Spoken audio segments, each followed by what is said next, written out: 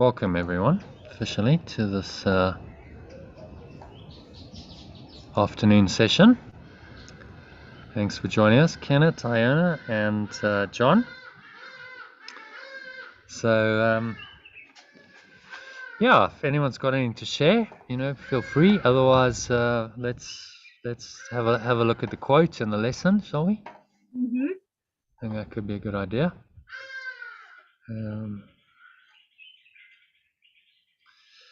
So let me just share my screen.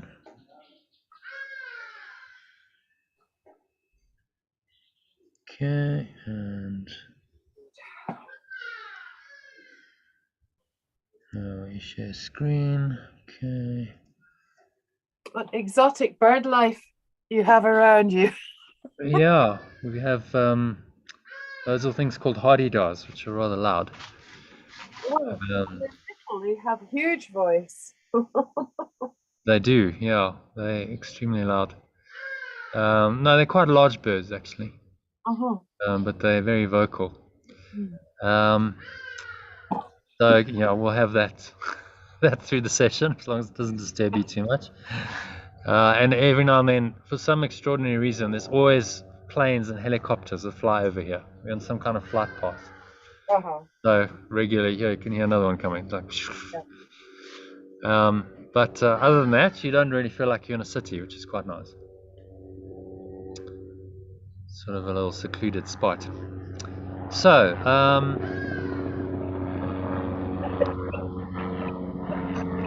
should wait for the helicopter to go over.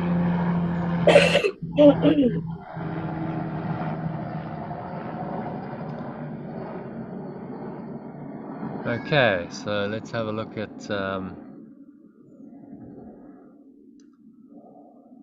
the quote. Can you see that? When we're no longer able to change a situation, we're challenged to change ourselves. This is from Viktor Frankl, who you presumably all know the story of his life and the book he wrote and so on.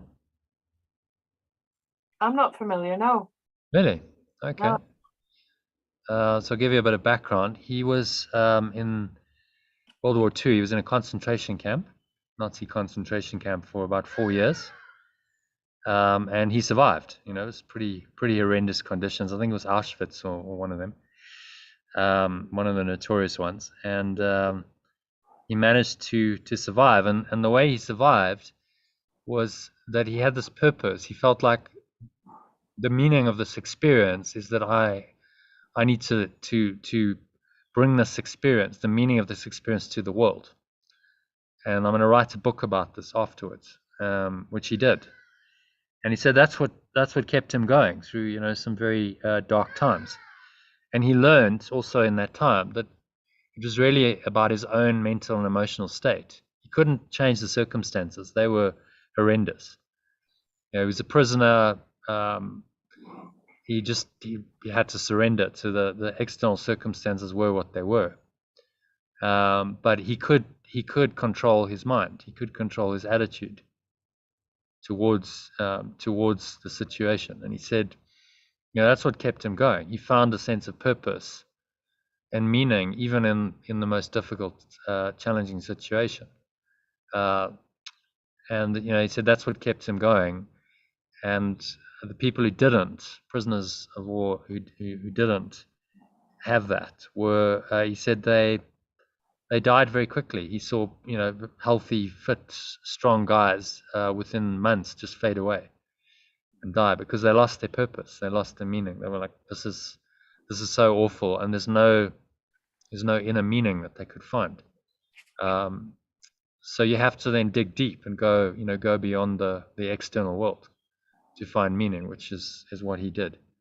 And then he wrote a book called Man's Search for Meaning, which is a classic, well worth reading, about his experiences. The first part's his experiences in the concentration camp and what he learned. The second part, he formulated a new psychology called logotherapy, which is a psychology of meaning. So his primary postulate in this psychology was that human beings have this deep desire for meaning, and that's the primary motivating force, as opposed to Freud, who's said, the primary motivating force is pleasure, seeking pleasure, avoiding pain. There's another psychologist called Adler who theorized that it was power. We motivate primarily by power. So his concept was we're primarily motivated by meaning, which I think is true. I think at the very core, at the very deepest level, yes, there are power and pleasure motivations, but is that really the deepest level? Or is it, when you strip everything else away, is it this deep desire for meaning that we're all seeking? And that's the spiritual journey. Like, okay, what is the meaning of this? What's the purpose of it? Why am I here?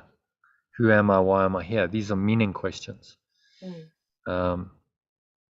So the quote references to all of that history, and you can go and put a link in there. You can go and check it out, and really worth reading his books. It's his book is one of the better books I think I've read. So the point is that I'm making here is that hero's journey and miracles are intimately related, because the hero's journey is all about changing your own mindset and your self-concept at its highest level, rather than having to physically go anywhere. And he's an example of it. Nelson Mandela's an example of it. And their hero's journey was this profound shift in their mind. They had to change their mind about their mind. They had to change their perception. That was really the hero's journey. Both of them did it in prison, but you don't necessarily have to be in prison, fortunately, to do it. It doesn't matter how challenging your circumstances are. Wherever you are, whatever they are, you can use them for your awakening, just as they did. In fact, the more limiting your external circumstances seem to be, the more ready you are for a hero's journey. Brings about an inner transformation, because that call becomes stronger. If things get really unpleasant in the dream, then that call to adventure gets stronger. So when you feel the most challenged by life, is always the perfect time to begin your hero's journey, which is really just the journey of learning to undo the ego, which is synonymous with being a miracle worker and a teacher of God. So they're just different ways of framing the same spiritual journey. I'll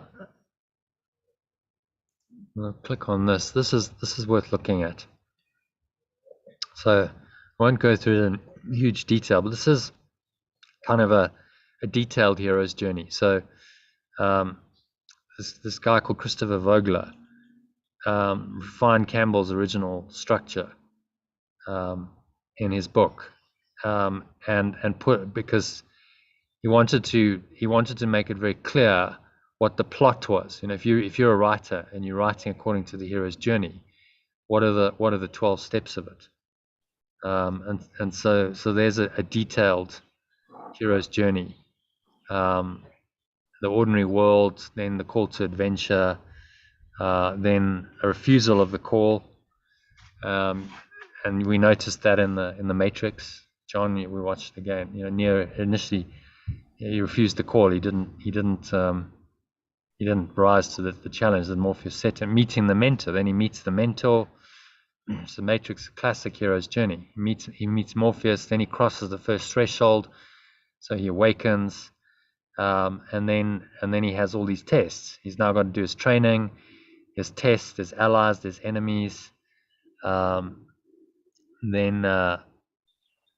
he goes into the innermost cave, goes through an ordeal, comes back with the reward, the road back to, and then finally the resurrection, which is exactly what happened in the Matrix, and return with the elixir. So if you analyze the Matrix, it fits. Most of these stages are in there.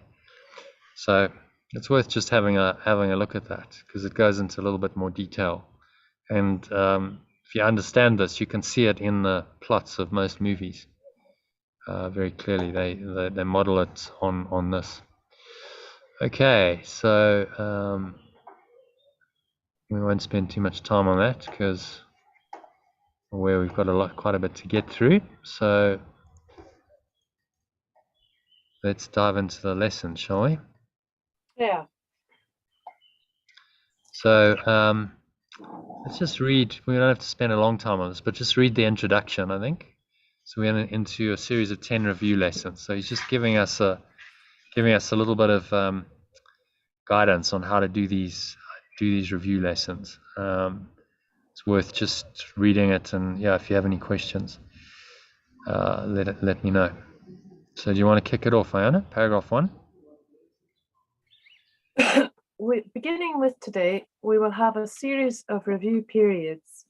Each of them will cover 5 of the ideas already presented, starting with the first and ending with the 50th. A few short comments after each of the ideas, which you should consider in a review. In the practice periods, the exercises should be done as follows. Okay. John, do you want to read the next one? Yeah.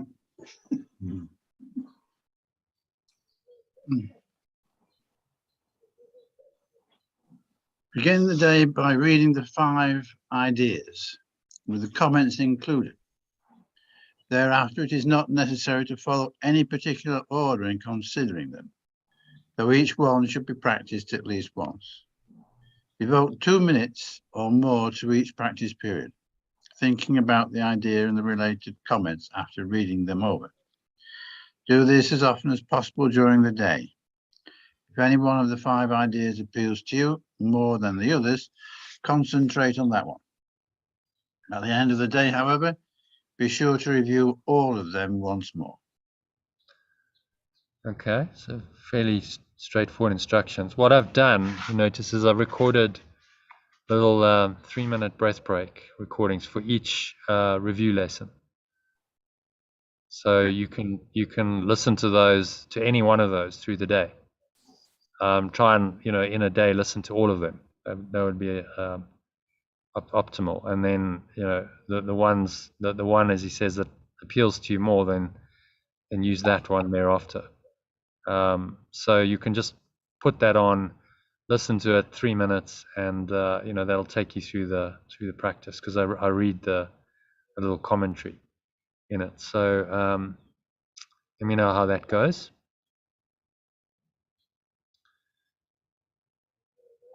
Number 3, Sue. It is not necessary to cover the comments that follow each idea, either literally or thoroughly, in the practice periods. Try rather to emphasize the central point and think about it as part of your review of the idea to which it relates. After you have read the idea and the related comments, the exercises should be done with your eyes closed and when you are alone in a quiet place, if possible.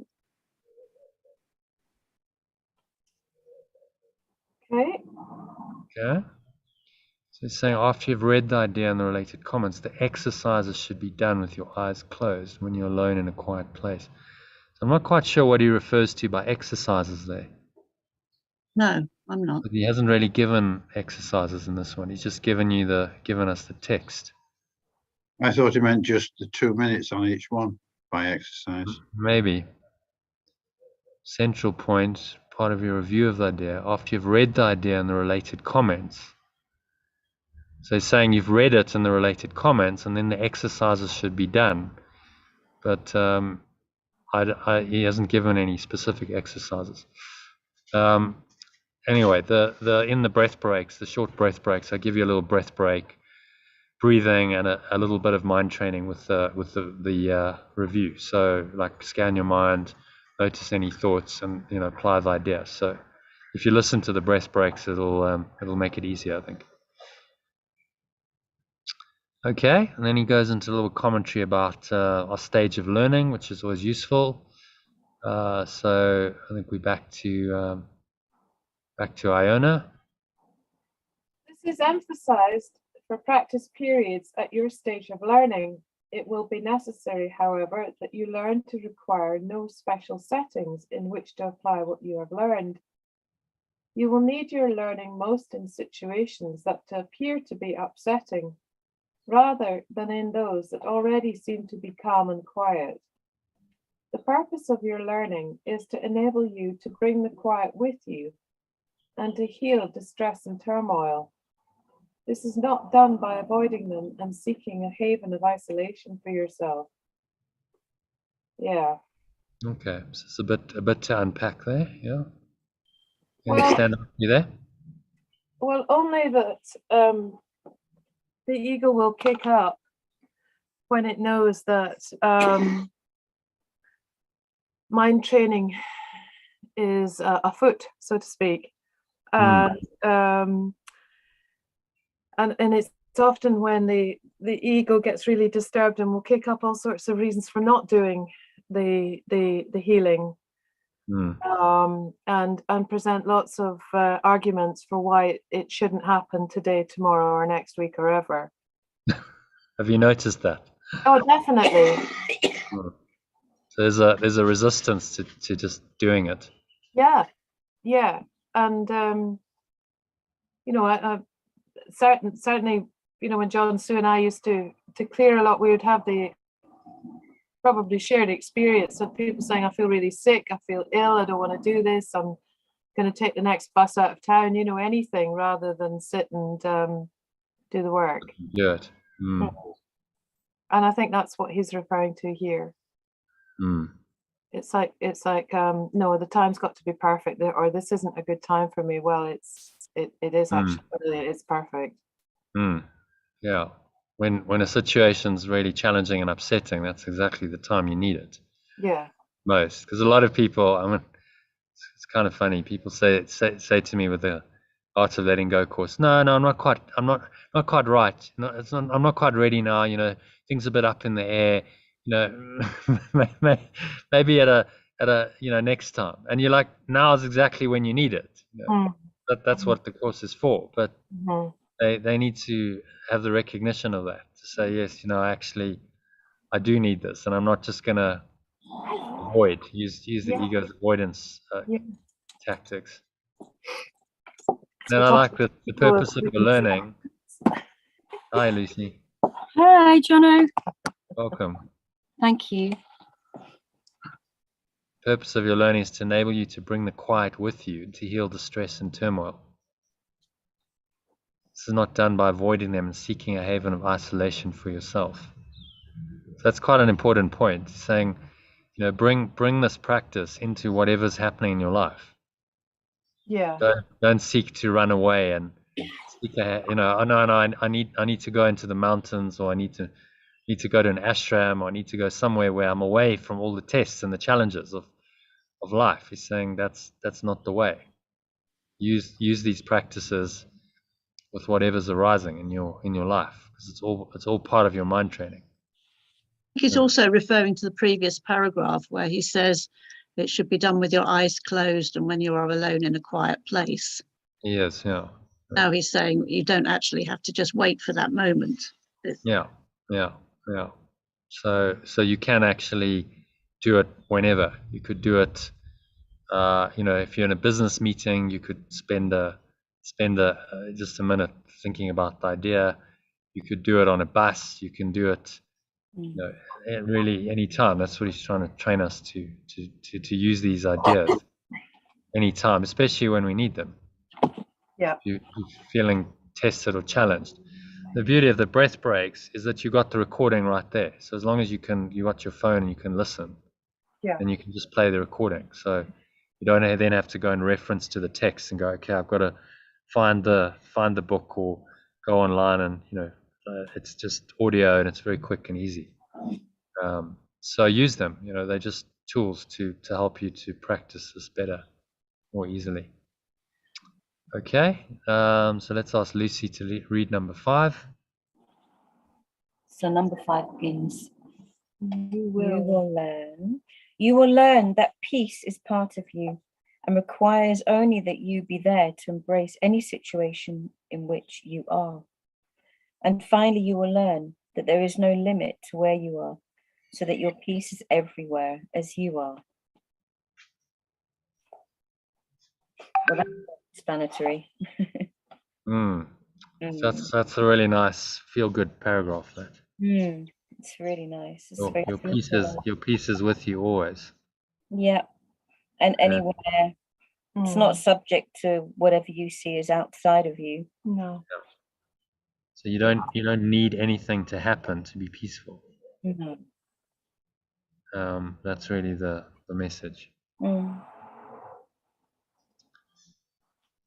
which is part of this change of mind. So, I don't need the external circumstances to all be lining up for me to have a happy day.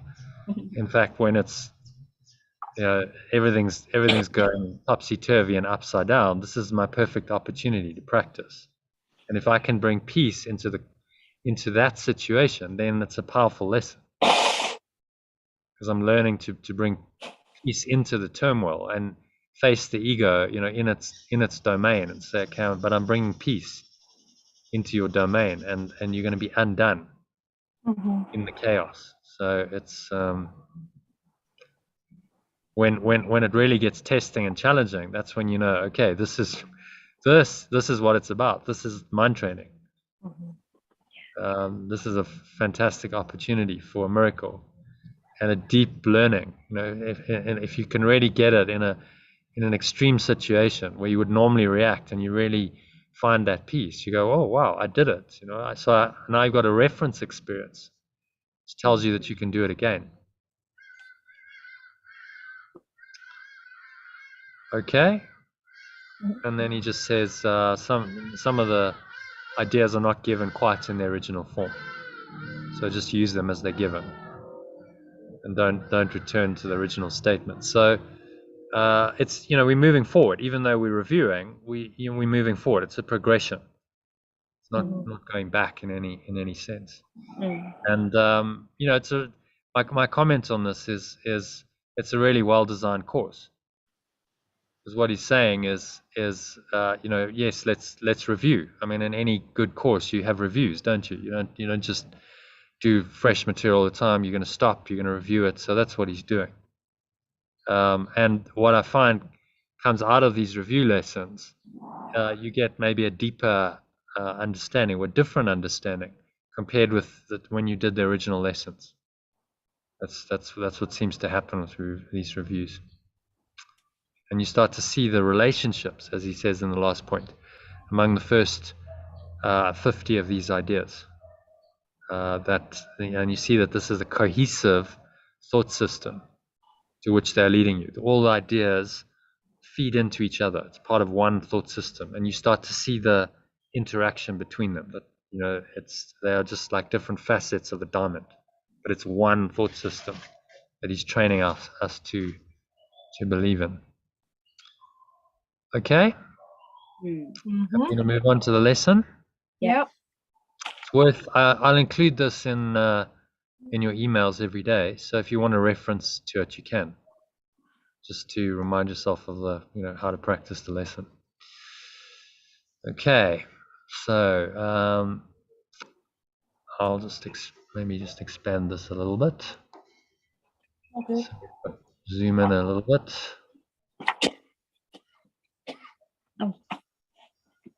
Okay, so whose turn it? I think we're back to John. John, do you want to read the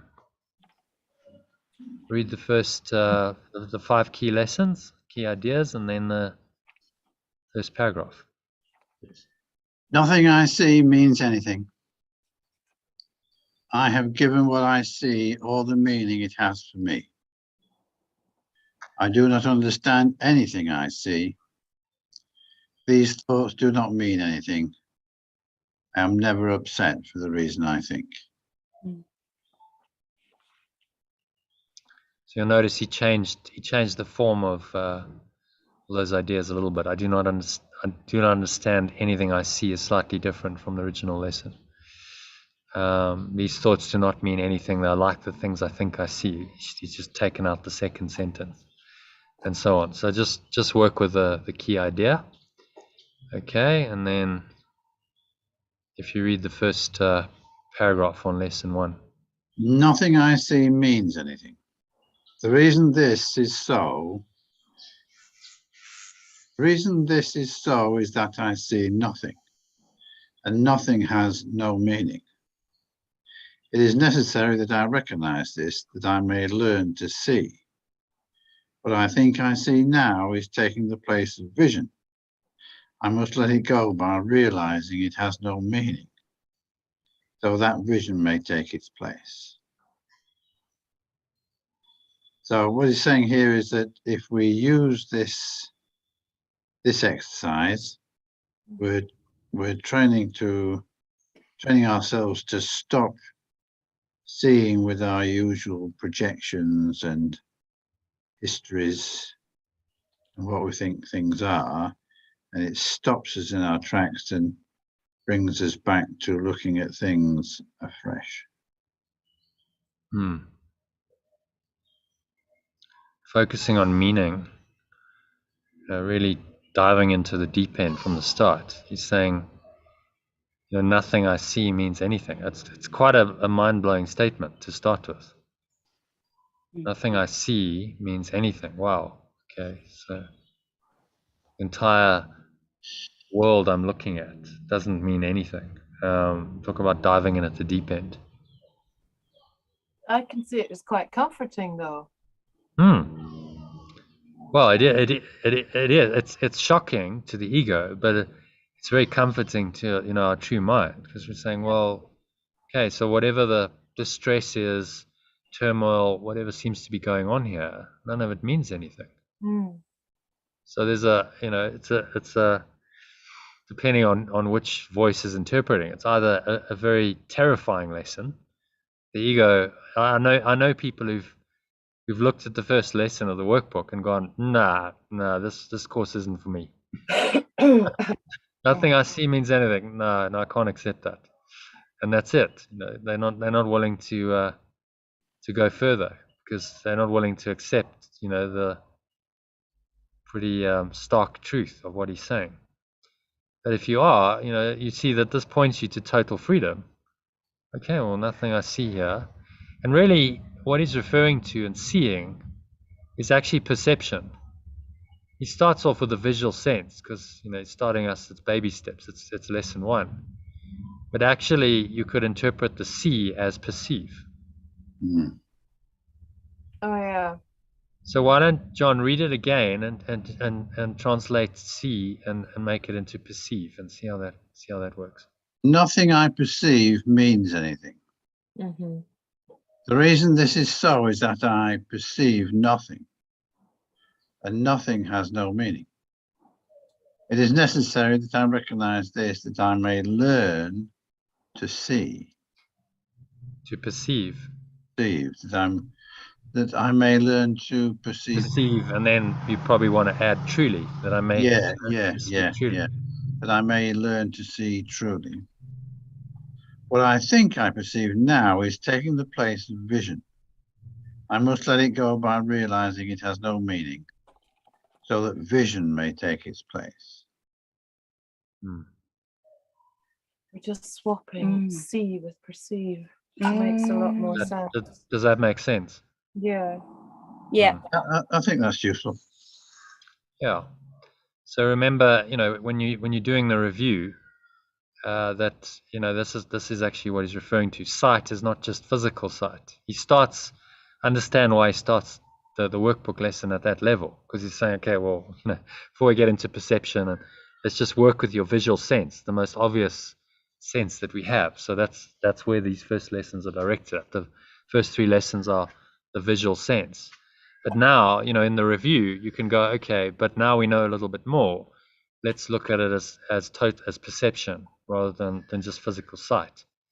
And of course, it makes complete sense. Makes even more sense.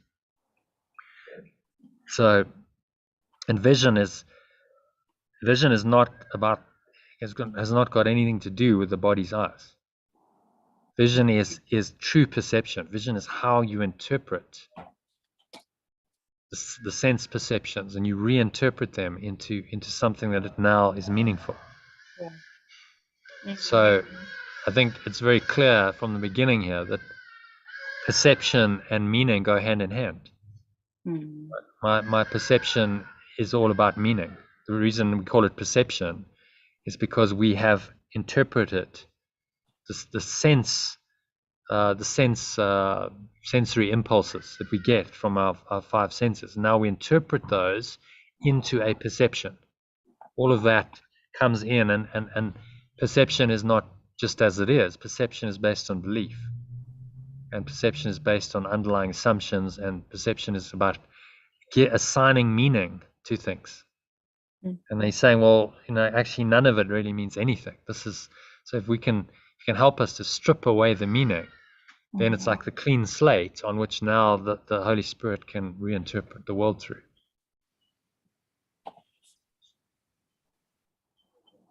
Okay, so any questions on that? Happy? Okay, so number 2. Sue, if you can read that for us, please. I have given what I see, what I perceive, all the meaning it has for me. I have judged everything I look upon, and it is this and only this I perceive. This is not vision. It is merely an illusion of reality, because my judgments have been made quite apart from reality.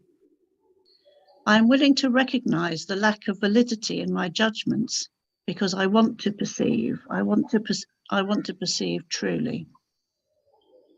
My judgments have hurt me, and I do not want to perceive according to them.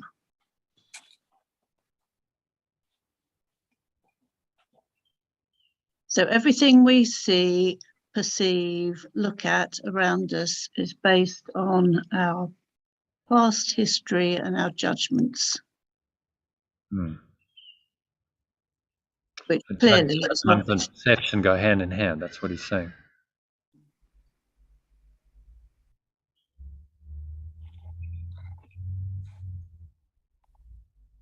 And in this sense, he's using judge in the sort of negative sense. Yeah. Not the Holy Spirit's judgment. I've judged from the ego's perspective, which is false. So if we believe we've really separated, then we judge it based on that. And that judgment then is actually condemning ourselves. Every time we judge the world as real, and we make the illusion seemingly real. My judgments have been made quite apart from reality. And so judgments are based on belief.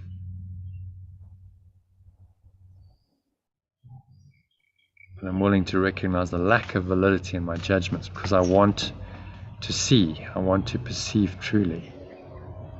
My judgments have hurt me, I do not want to see according to them. So it's very categoric, this isn't, you're setting a clear intention here. Okay, I don't want to continue judging and giving. You see how judgment and meaning go hand in hand. Whatever I judge, however I judge, that's the meaning that something has for me. And those judgments are based on beliefs. And if it's egoic, then it's false beliefs that then create these really damaging perceptions that hurt yourself. So he's asking us for a commitment, right? And it's done in the first person for a reason. So that you say it and it becomes an affirmation. These lessons are then affirmations. I do not want to, my judgments have hurt me, I do not want to see according to them. Very clear, explicit, intentional statement. So that's why, this is affirmations, really. You're saying repeat it frequently, because every time you repeat it, you think about it, you're giving your mind a message. You're saying, this is my intention. That's why it's done in the first person. Okay, so any questions on number 2 or any comments? Any experiences you've had with the lesson so far today?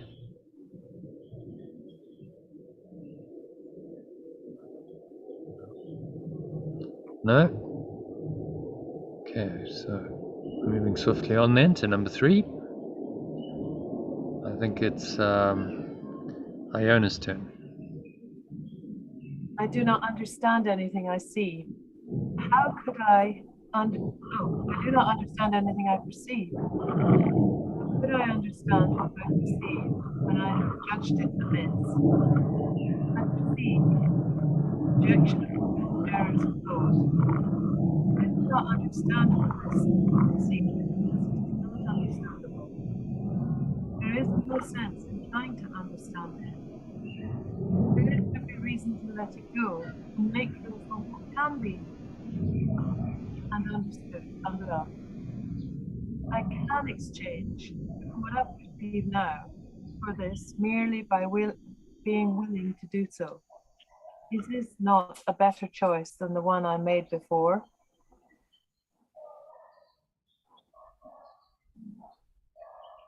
So he's saying that how could I have understood when what I thought I understood was a wrong, was an error?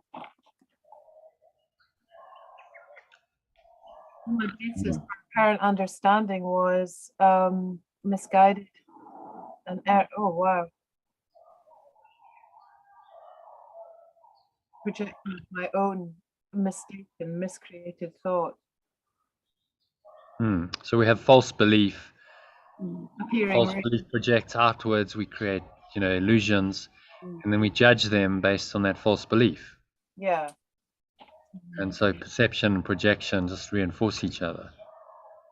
And he's saying you don't really understand. If you're in that projection perception loop, self-reinforcing feedback loop, then you do not understand anything. No. Caught in an illusion.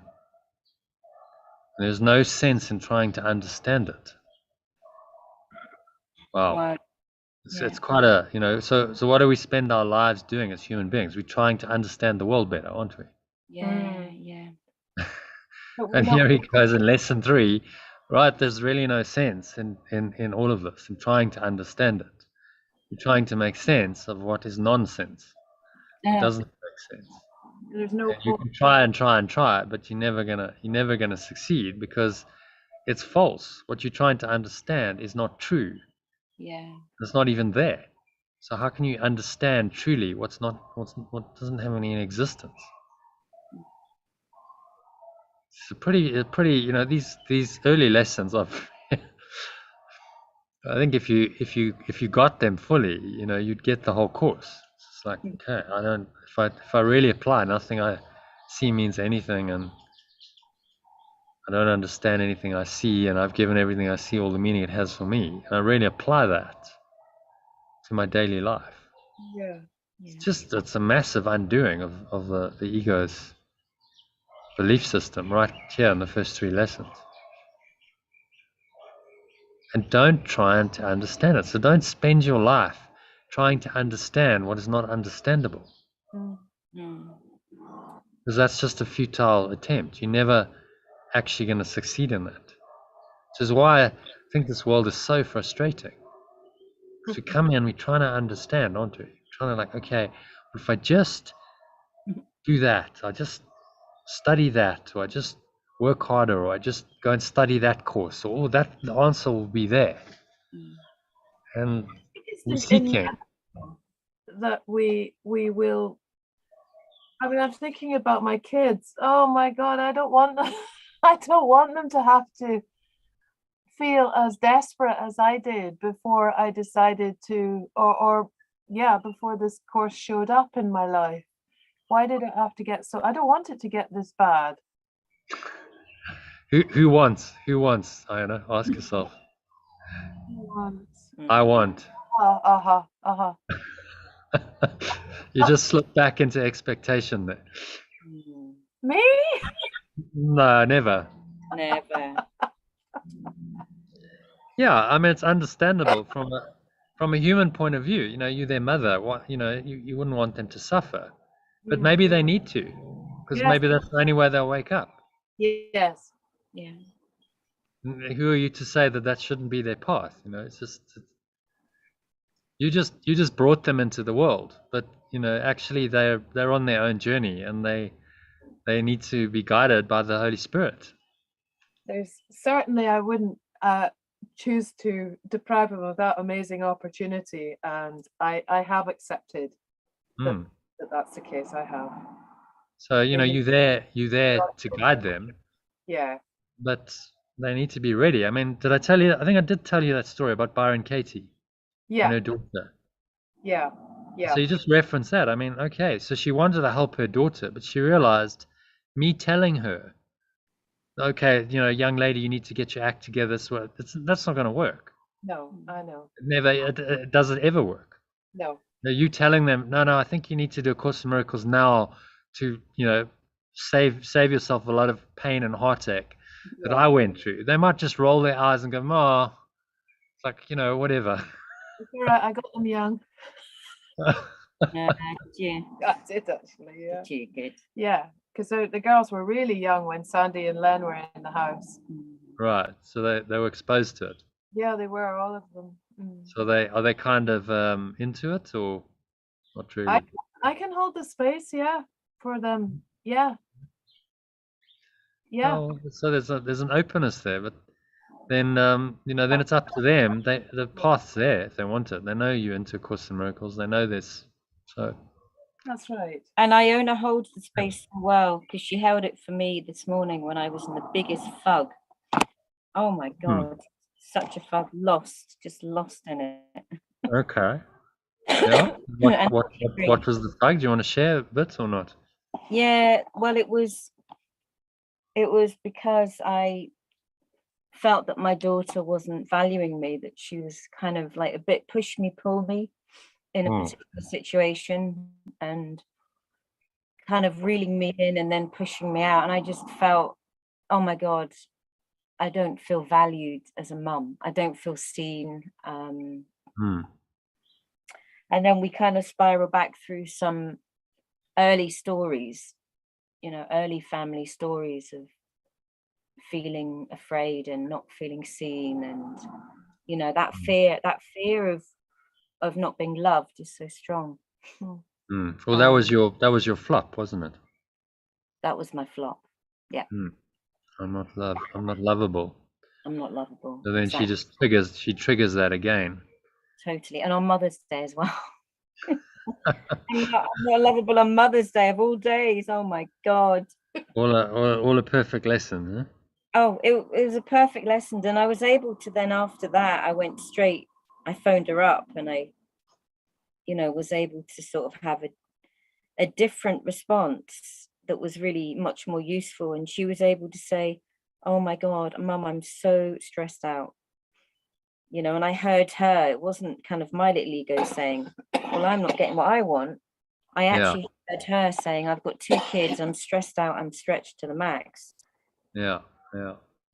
And and for whatever reason, you know, I mean, I can never know whether she wanted to kind of punish me somehow a bit, but it's like, well, I don't need to hold that as a thought. And if I release that releases me so much, and the love was able to come in between us. I could feel it. So I could just feel there's more space. And actually that love that I thought was being denied was just there all the time. It was a little miracle story. A little miracle story, exactly. Yeah, really lovely. And so, you know, if you apply lesson 3 to that, did you really, when you were in the fug, did you understand anything you were seeing? No, I could see myself. Strangely, you're saying that, Jono, because I could see myself literally being in the fog. And I'm like, I am lost in the fog. But outside of that, there's a conscious being that's seeing that there's a fog. And she can't, somehow that conscious being either, well, doesn't want to penetrate that, or wants to do it not on their own, or something about needing that to be witnessed, I think. You know, feeling I needed that to be witnessed, and not wanting to witness it on my own, I guess. And I think just actually having Iona, her willingness was, or it was starting to undo, But oh my goodness, I didn't half bump up against some resistance. And like, oh, I didn't want to come through and do that clearing because when I felt my ego was just like dogged, you know, it was just like a dog with a bone. I was just like, I'm hanging on to this. I'm going to milk this like mad. Even though it's causing me pain, you know, it's causing a separation. Yeah, well, you see the insanity of it. It's like it wants it. It enjoys it. Yeah. It enjoys the emotional pain and drama and suffering. It's like, no, I want to hang on to this. Yeah, it wants justification. It's like, Yeah, I've got much worse situation than anybody else, you know. yeah. Right. Okay. All right, love. On you go. Oh, it's good. There's some awareness that was able to just know, okay, I'm in a fug now, and then you sought help. You needed a bit of help, so the help was there as your next door neighbor, which is really good. Well, the miracle was that I wasn't seeking the help. I was just wanting somebody to come and rescue me, and I could feel that. It's like, oh, I can't do this on my own. You know, I'll just suffer and make everybody else suffer somehow. But of course I can see it for what it is now. It's like, bonkers, utterly mad. Why on earth would I buy into that? That's the stupidest story ever. But it is like you're just lost in a trance, aren't you? It is. It's one tiny mad idea takes you down the rabbit hole into an insane world, and then that world seems to be real, and you seem to be caught up in it, and becomes difficult to escape. Yeah. Sticky. The ego is sticky. It doesn't let go. We used that word, didn't we? Yeah. Yeah. It's sticky. Doesn't let go easily. No. But these lessons. This is why Jesus is so clear in these lessons. It's not leaving any ambiguity. These words are so precise and clear. These thoughts do not mean anything. Because he's got to cut through the fog. And ambiguity is not going to really serve us. No. I'm just in a session, Dad. I just wanted to tell you that Mum had a tooth out, so I know. it's quite painful. Okay.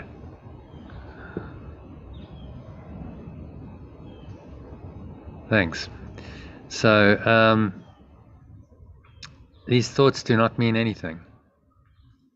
Do you want to read that for us, Lucy? These thoughts do not mean anything. The thoughts of which I'm aware do not mean anything because I'm trying to think about God. I'm trying to think without pure formless awareness. What I call my thoughts are not my real thoughts. My real thoughts are the thoughts I think with pure formless awareness.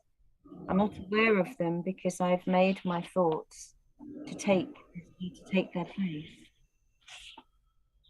I'm willing to recognize that my thoughts do not mean anything and to let them go. I choose to have them be replaced by what they were intended to replace. My thoughts are meaningless, but all creation lies in the thoughts I think with pure formless awareness. What I call my thoughts are not my real thoughts. Wow. My real thoughts are with pure formless awareness, but I've decided that the thoughts I have are somehow like they're the real ones. I have to kind of interject with some made up ones that are with pure formless awareness. It's like, oh, I have to kind of like take that on rather than having the operating system. This is the foundation of the ego. It's just thought. So my thoughts, what's the my that's having the thoughts? The me, the my that's having the thoughts. And this is the teaching. It's an illusion. That entity doesn't exist. So the thoughts that a non-existent entity are having are not real. Therefore, they do not mean anything. Hmm. Again, major undoing. My thoughts do not mean anything. In any situation, you simply bring this lesson up. You're in the fug of the ego. Okay, these thoughts do not mean anything. Mm. It's kind of a showstopper, isn't it, for the ego? Mm. It just doesn't mean anything. Mm. Once I really get that, then I open the way for them to be replaced by thoughts of God, which are coming from pure formless awareness. And, those are very different. Those kinds of thoughts, we'd still call it thoughts, I suppose, but they've got very, very different quality. And it's more feeling. We call it thought, but just feeling that presence. Like you said, you felt the love with your daughter. Mm. Is it a thought or is it a feeling? But there's something there. Yeah, I guess it's a feeling. But You're experiencing something. So, again, we're trying to use language to describe what's beyond language. What's a thought? What's a feeling? mm. Where's the boundary between thought and feeling? Is there really even a boundary? Is it all just mind, a mental experience? Yeah. Coming from one source or another. So I think that's the most helpful way to look at it. My thoughts are either coming from the ego or the spirit. Mm. Thoughts, feelings, and again, thought is everything. Like everything I'm experiencing is what he's talking about. Mm. You could even say these experiences do not mean anything. Right. Experiences on which I'm aware do not mean anything. So I'm trying to think without. Try that. Read it as experiences. See if that makes sense to you. Instead of thoughts. Yeah. So one bit up there. I'm going to keep going. This bit here. I have no private experiences. Yeah, it is only private experiences of which I am aware. Are you going back to the original lesson? Sorry, I've just gone back. Sorry, I just went somewhere else. Yeah. The experiences of which I am aware do not mean anything because I'm trying to think about pure formless awareness. What I call my experiences are not my real experiences. My real experiences are the experiences I think with pure formless awareness. I'm not aware of them because I've made my experiences to take their place. I'm willing to recognize that my experiences do not mean anything and to let them go. I choose to have them be replaced by what they were intended to replace. My experiences are meaningless, but all creation lies in the experiences I think with pure formless awareness. All the experiences I experience with. So this is what we've done. We've created a story out of thought. False identity gives us a whole experience. This is an experience, a trip, a mind trip the ego's given us. And he's saying, look, none of this really means anything. Yeah. Because it's all based on a false idea that you have a separate identity. For me, that second part, the first sentence, is really powerful. The experiences of which I am aware do not mean anything because I am trying to experience without God. Yeah. Wow. I'm trying to have an experience, but he's left outside. Yeah. And that's exactly what the ego did. Yeah. Oh, I want my own identity, my own experience of separation. So now I have to exclude pure formless awareness because that denies that that's possible. In pure formless awareness, a separate experience is not possible. My experiences. Yes. Mine. Yes. Yeah. I'm trying to do this without God, without pure formless awareness. Yeah. Now, if you look at your life, your so-called life, what is it made up of but a series of experiences that are your own, apparently.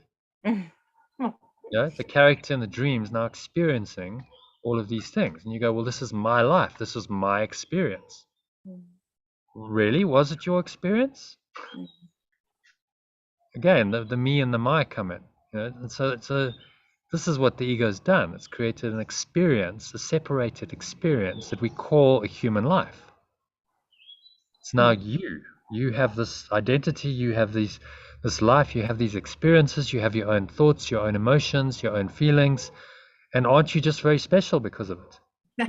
I believe so. Yeah. And that's the script. And anything that makes that experience more real and more of your own, the ego likes. So if you have a drama like with your daughter, then that becomes a very personal experience. Oh, this is my daughter, my experience. And so the ego loves that, and it wants you notice how it wants you to go down that rabbit hole and attach yourself to the timeline of experience in this world to strengthen itself. Yeah, and it's like, oh my God, my family's so fucked up. I'm so kind of dysfunctional. Like, it's like that is a thing to carry, to hold. It's, my family. My family. Like, who's the my there? See, I mean, it's just so deeply entrenched. But look at the timeline.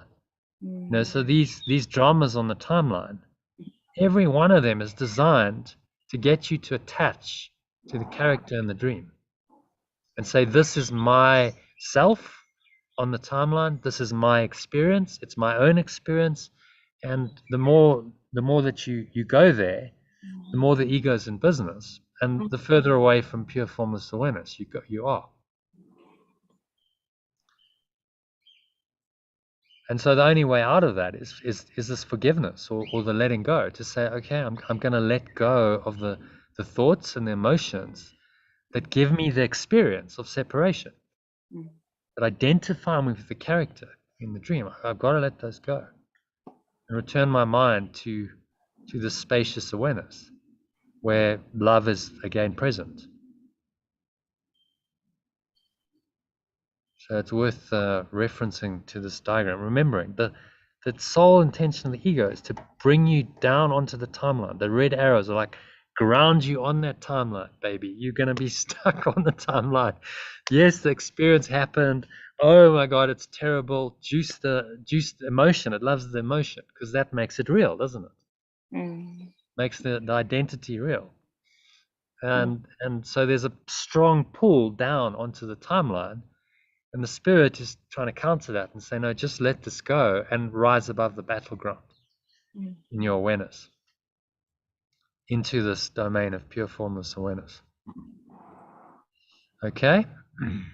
So happy with number 4? Yeah. Powerful lesson. It's one of the most powerful ones in the entire course. And he repeats it again in exercise 10, a slightly different form. So we'll get to it again in our next review.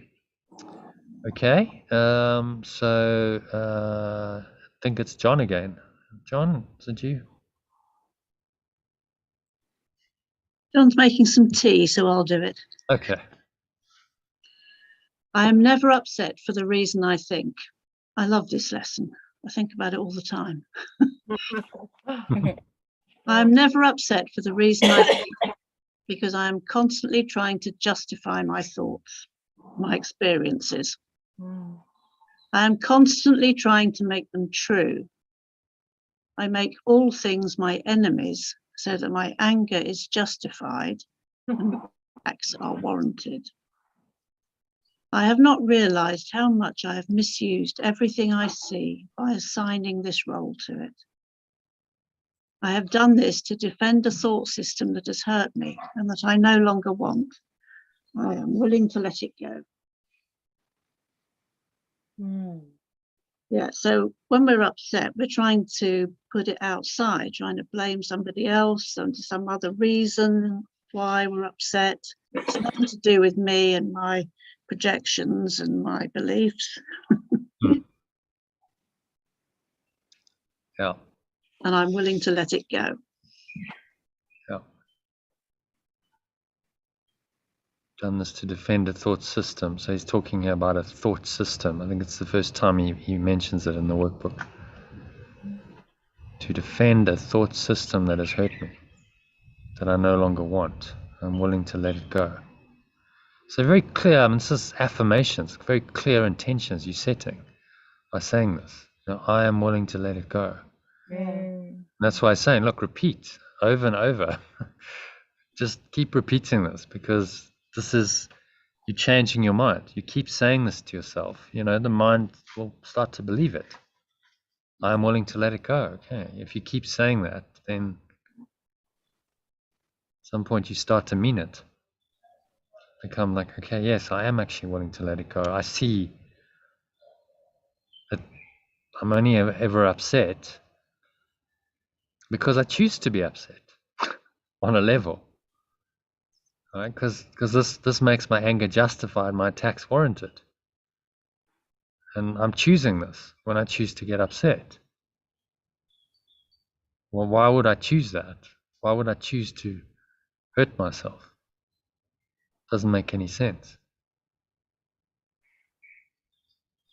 So, I mean, if this idea, any of these ideas works for you, you can use them at any point. You know, each idea can be used as a powerful way of undoing the ego if it works for you.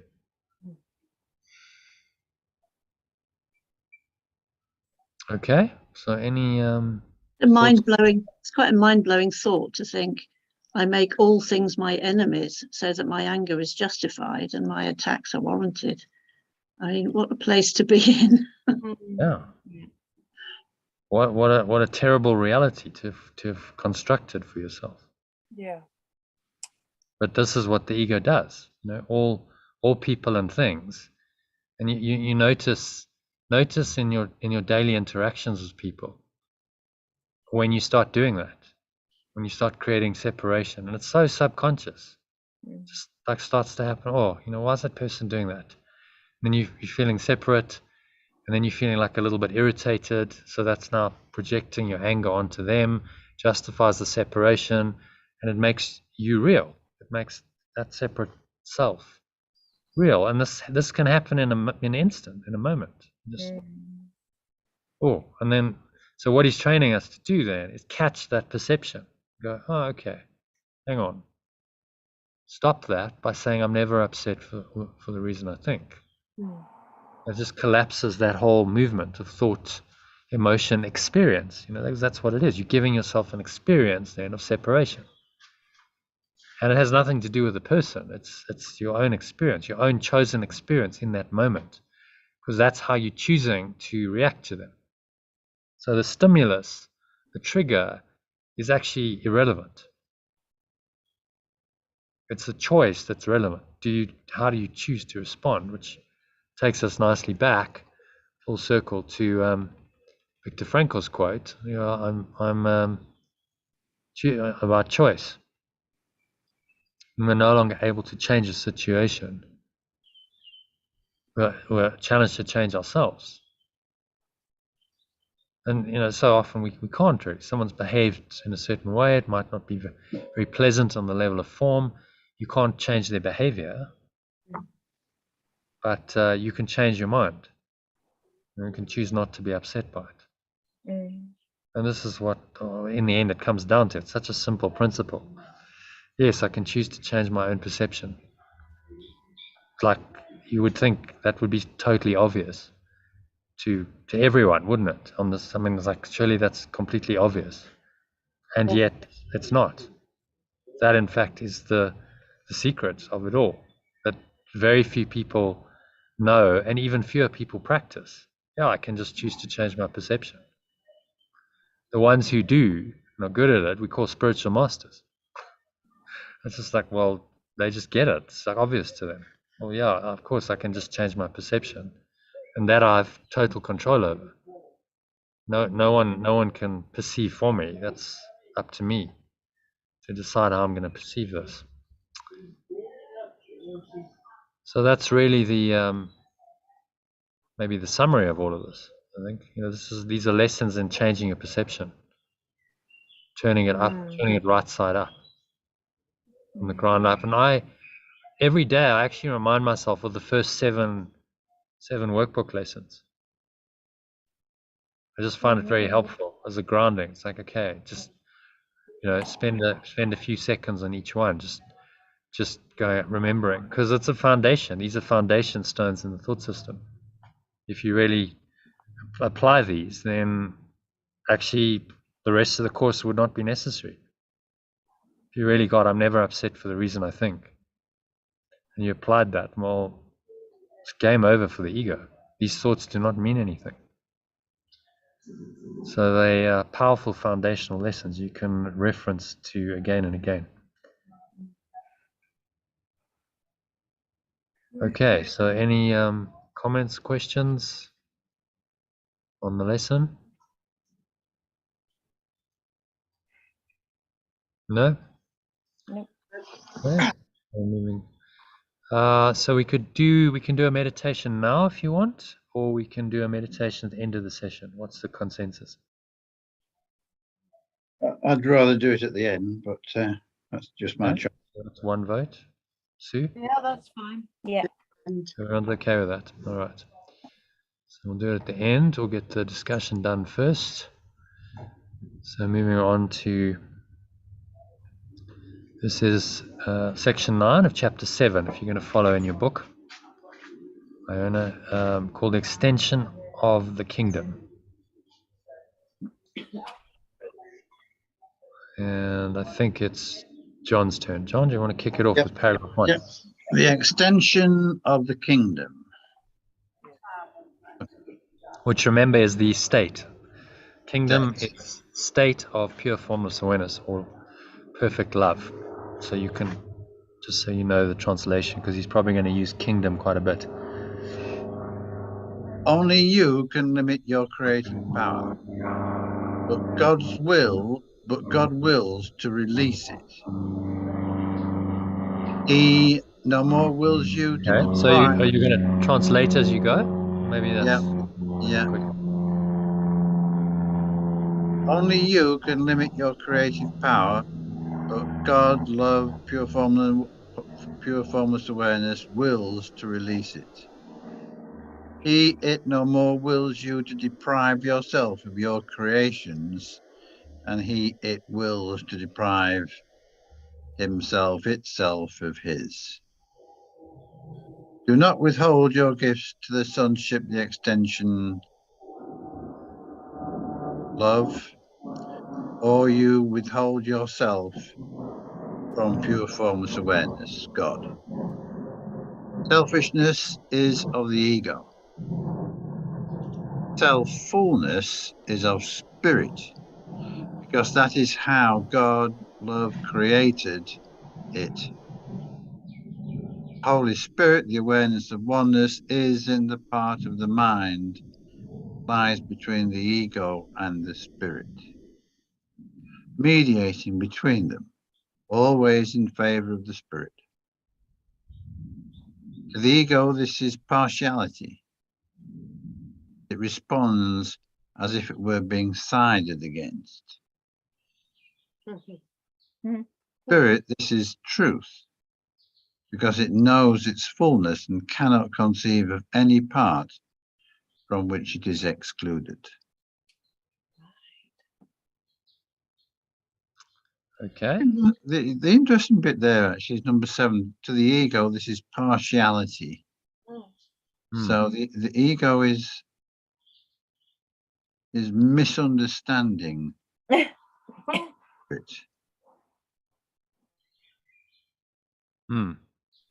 Constantly misunderstanding spirit, or cannot bear to see the truth of spirit and wants to misunderstand it. Because if he sees truth, he will see his own relevance. Yeah, the ego cannot see truth, and so it responds as the Holy Spirit is seen as a threat. Yeah. Responds of it being sided against. Interesting, he's got this concept of spirit and the ego mediating between them, and then he's spirit is with a small s, which I don't get at all. I don't know. No, I think that's the capitalization is like what? Yeah. Why wouldn't that be a capital? I mean, you're referring it's another name for God or pure formless awareness. The spirit of Formless Awareness. So the Holy Spirit is capitalized, but the Spirit is not. It doesn't make any sense. But anyway, so we'll just assume that that should be capitalized. Yeah. Mediating between them, always in favor of the Spirit. Capitalized. So the ego doesn't like this at all, feels like it's being sided against, feels like it's got an enemy. To Spirit, this is truth because it knows its fullness, cannot conceive of any part from which it is excluded. So yeah, it's useful to say instead of the Holy Spirit, because it can get very confusing. Right? Holy Spirit, Spirit. Okay, well, what's the difference then? If you translate it as the awareness of oneness and the spirit of oneness, or the knowledge of oneness, so then it makes more sense. So maybe translate that number 5, John. It's the awareness of oneness and the remembrance of oneness.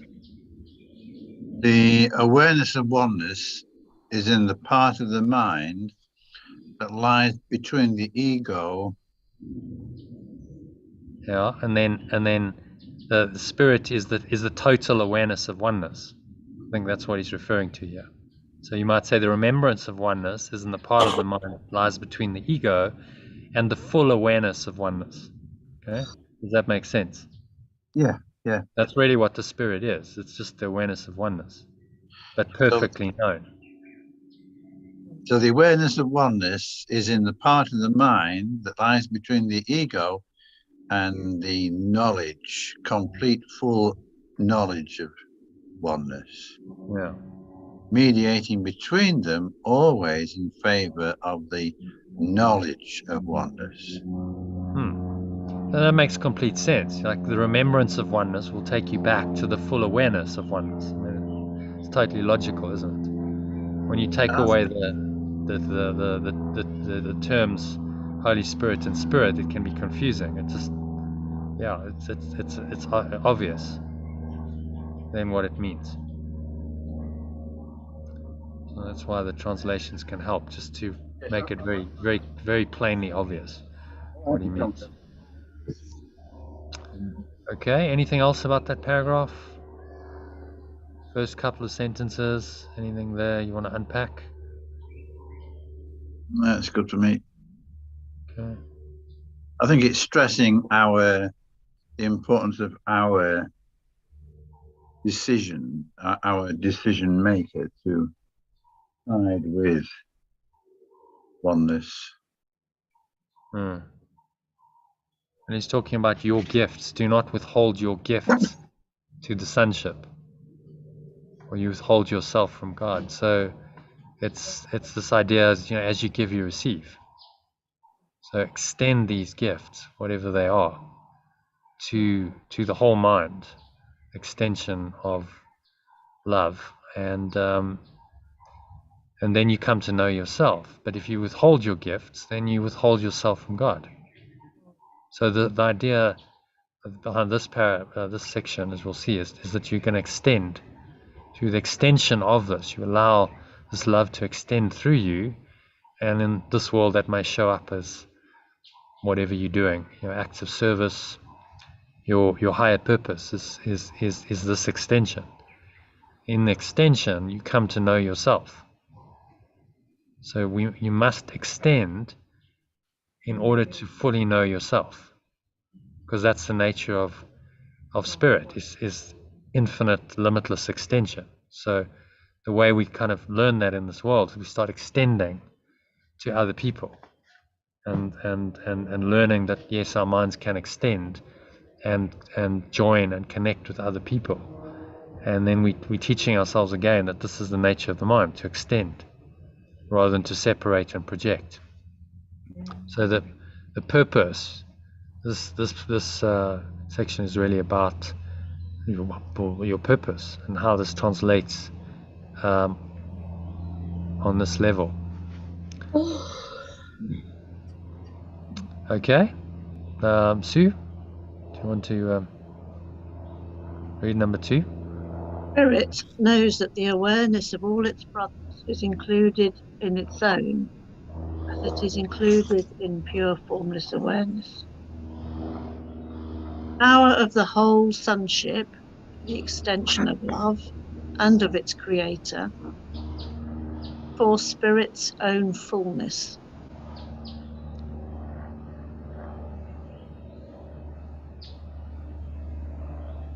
Ego cannot prevail against a totality that includes pure formless awareness, and any totality must include it.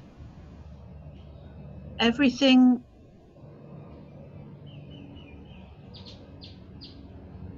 love created is given all its power, shares its being with it.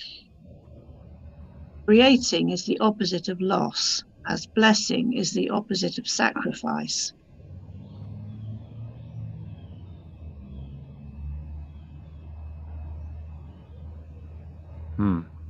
Spirit yearns to share its being as its creator did. Created by sharing, its will is to create. It does not wish to contain pure formless awareness, but wills to extend its being. Okay. So should we go through that from the top?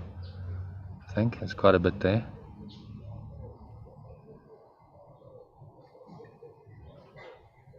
So first sentence. Does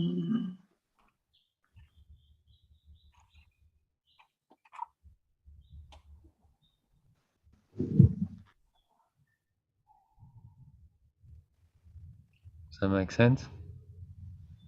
So we and all our brothers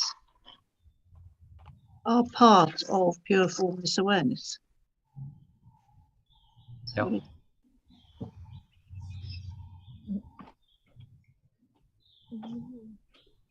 So in that total awareness, spirit is the awareness of oneness. The awareness of all its brothers is included in its own, as it is included in pure formless awareness. Okay, it's one awareness.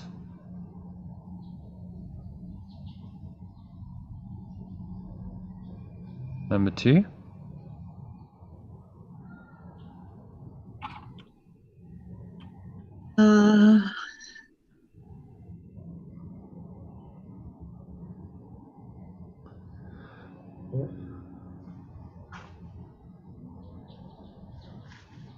Power of the whole sonship, the whole extension of pure formless awareness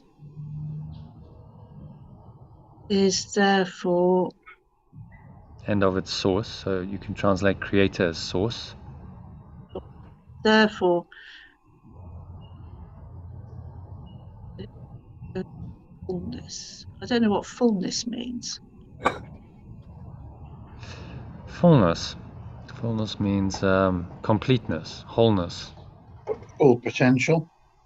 Yeah, it's complete. It's not lacking in any way. Fullness, wholeness, completeness.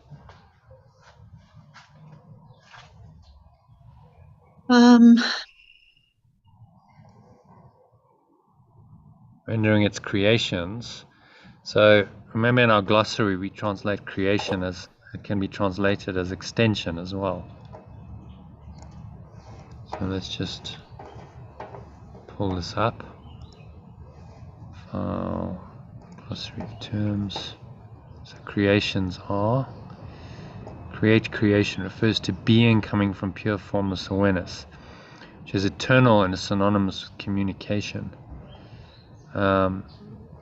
Creation refers to, maybe we say the extension of being. How about that? Coming from pure formless awareness, or the source.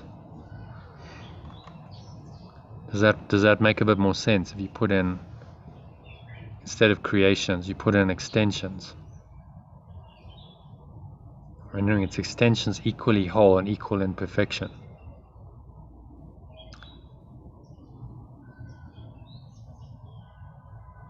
Because this is spirit is full, so therefore its extensions must be equally whole and equal in perfection. They are in the same, of the same order, the same quality.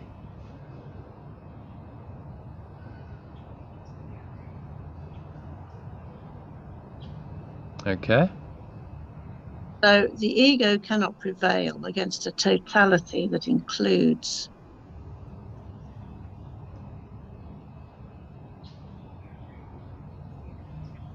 You keep fading out, Sue. I don't know. Iona, can you hear Sue? So just me. No, she does fade out. You're going in and out. You sometimes you're there, and then sometimes you just disappear. I don't know what's going on with your mic, but I don't know. The ego cannot prevail against a totality that includes pure formless awareness, and any totality must include pure formless awareness. So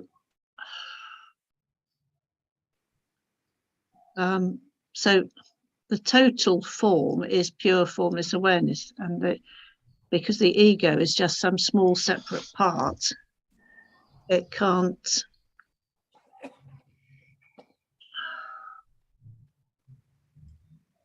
I can't think of any other word. It can't prevail against the totality. No, you don't have to. You don't have to translate every word. It cannot.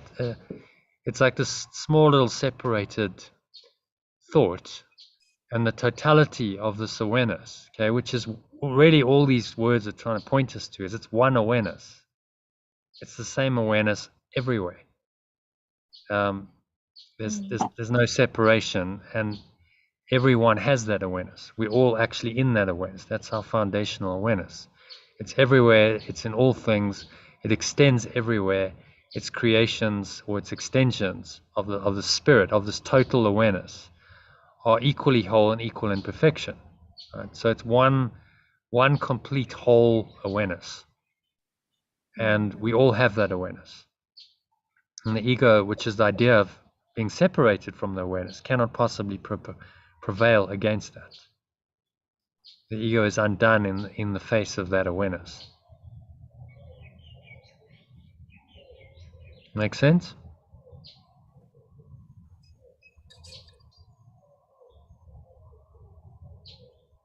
Okay, sentence 4. Well, that's the same idea, isn't it? Yeah. It's just saying the same thing in different ways.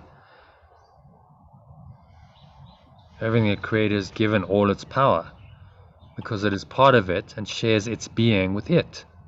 Right? That awareness is itself. Everything that it, and again, it extended, created, extended. You can use either, but created sort of implies that it was once not there and now it's been created. That's not true. Whereas extension implies that it's simply the extension of what was already there, you see. So everything it extended is given all its power because it's part of that awareness. It can't be separate from it. And in truth, it's just one awareness. There's no parts in that awareness. It's all one. Just in our separated state, these words are useful pointers back to that state. They're like taking baby steps back to that state of just being in that total awareness.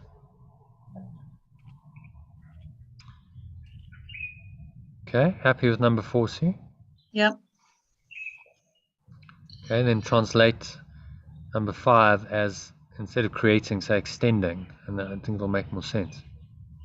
Extending is the opposite of loss, as blessing is the opposite of sacrifice. Make sense? Yeah. How can you lose if you're extending? Extending is expansion. So there's no sense of loss in that.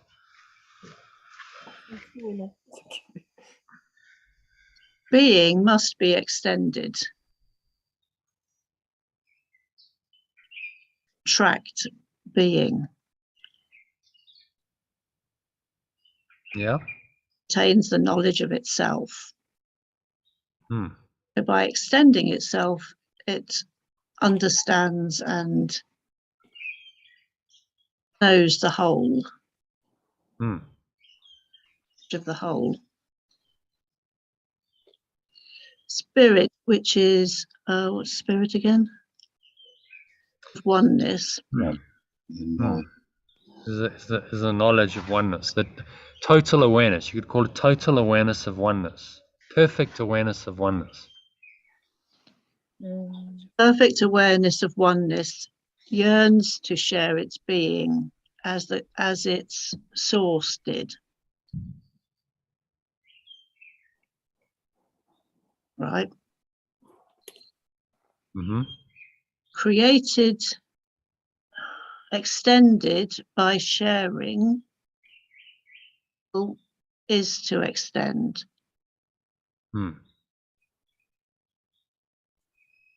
It does not wish to contain pure formless awareness, but wills to extend its being. Right. Okay. Makes sense? You give me a little Summary.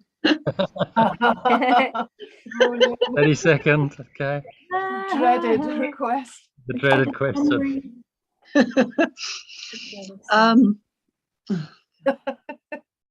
Yeah, it timed, when it was yesterday. It just timed Marlene out. She couldn't deal with it. She was like, come on here. So give us a little summary. She was like, no, I can't do it. But the idea is to, the idea is to test you a little bit. That's all learning. It's all very well saying, yes, I understand it, but trying to exactly, yeah. If you can phrase it in your own words, then you understand it. I mean, what's he saying? Like, there's a lot of words, a lot of verbiage to really explain a very simple point here. That we're all part of pure formless awareness. That is all there is, and it's extended to us, and it's extended beyond us. And pure total awareness of oneness yearns to extend it, and by extending it, the whole of formless and love. Yeah, that's pretty well explained.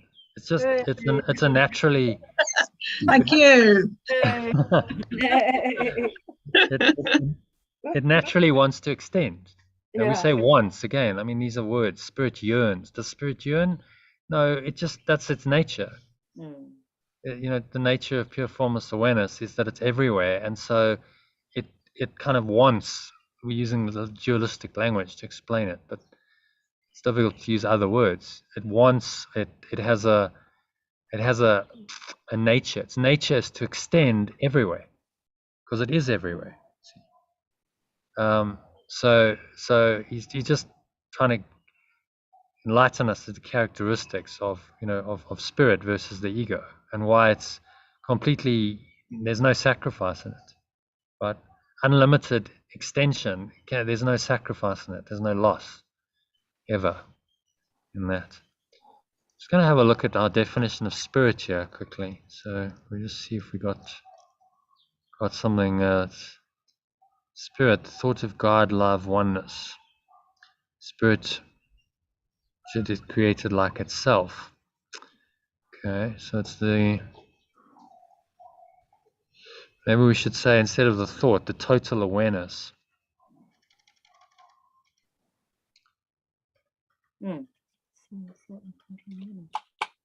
The total awareness, God, love, oneness.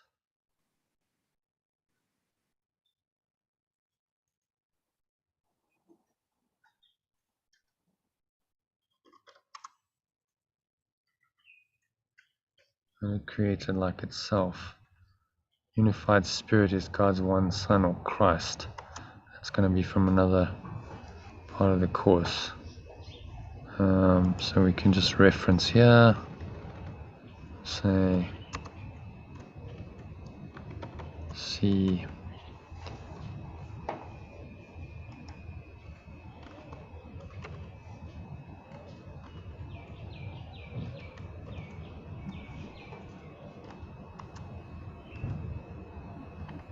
What is it? Paragraph 2, I think.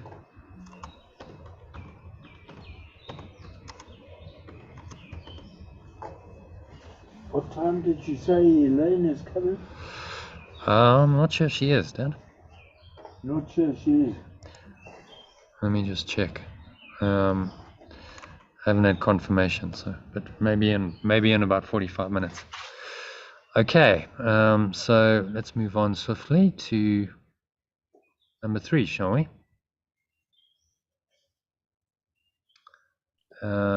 Whose turn is it?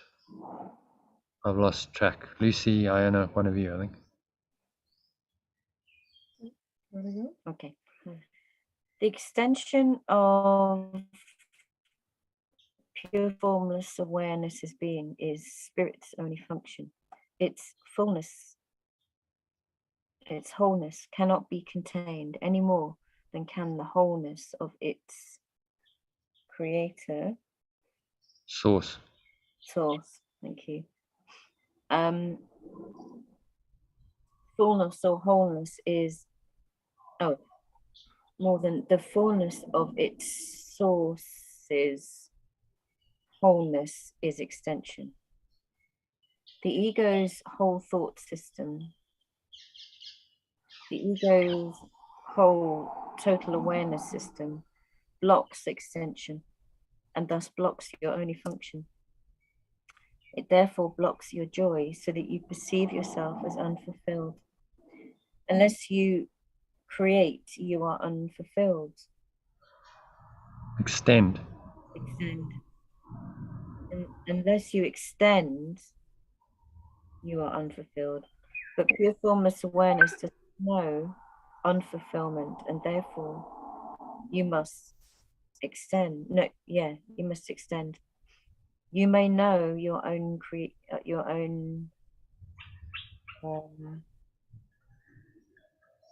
what's creations again? Extensions. You may know your own extensions, but this can no more interfere with their reality than your unawareness of your spirit. But your unawareness of your spirit can interfere with its being. Oof, blimey. That was quite a long. It's long. My mind's just gone like, what? Okay, you want to unpack that? Sure. So, okay, so the extension of pure formless awareness being is God's being, pure formless awareness as being is spirit's only function.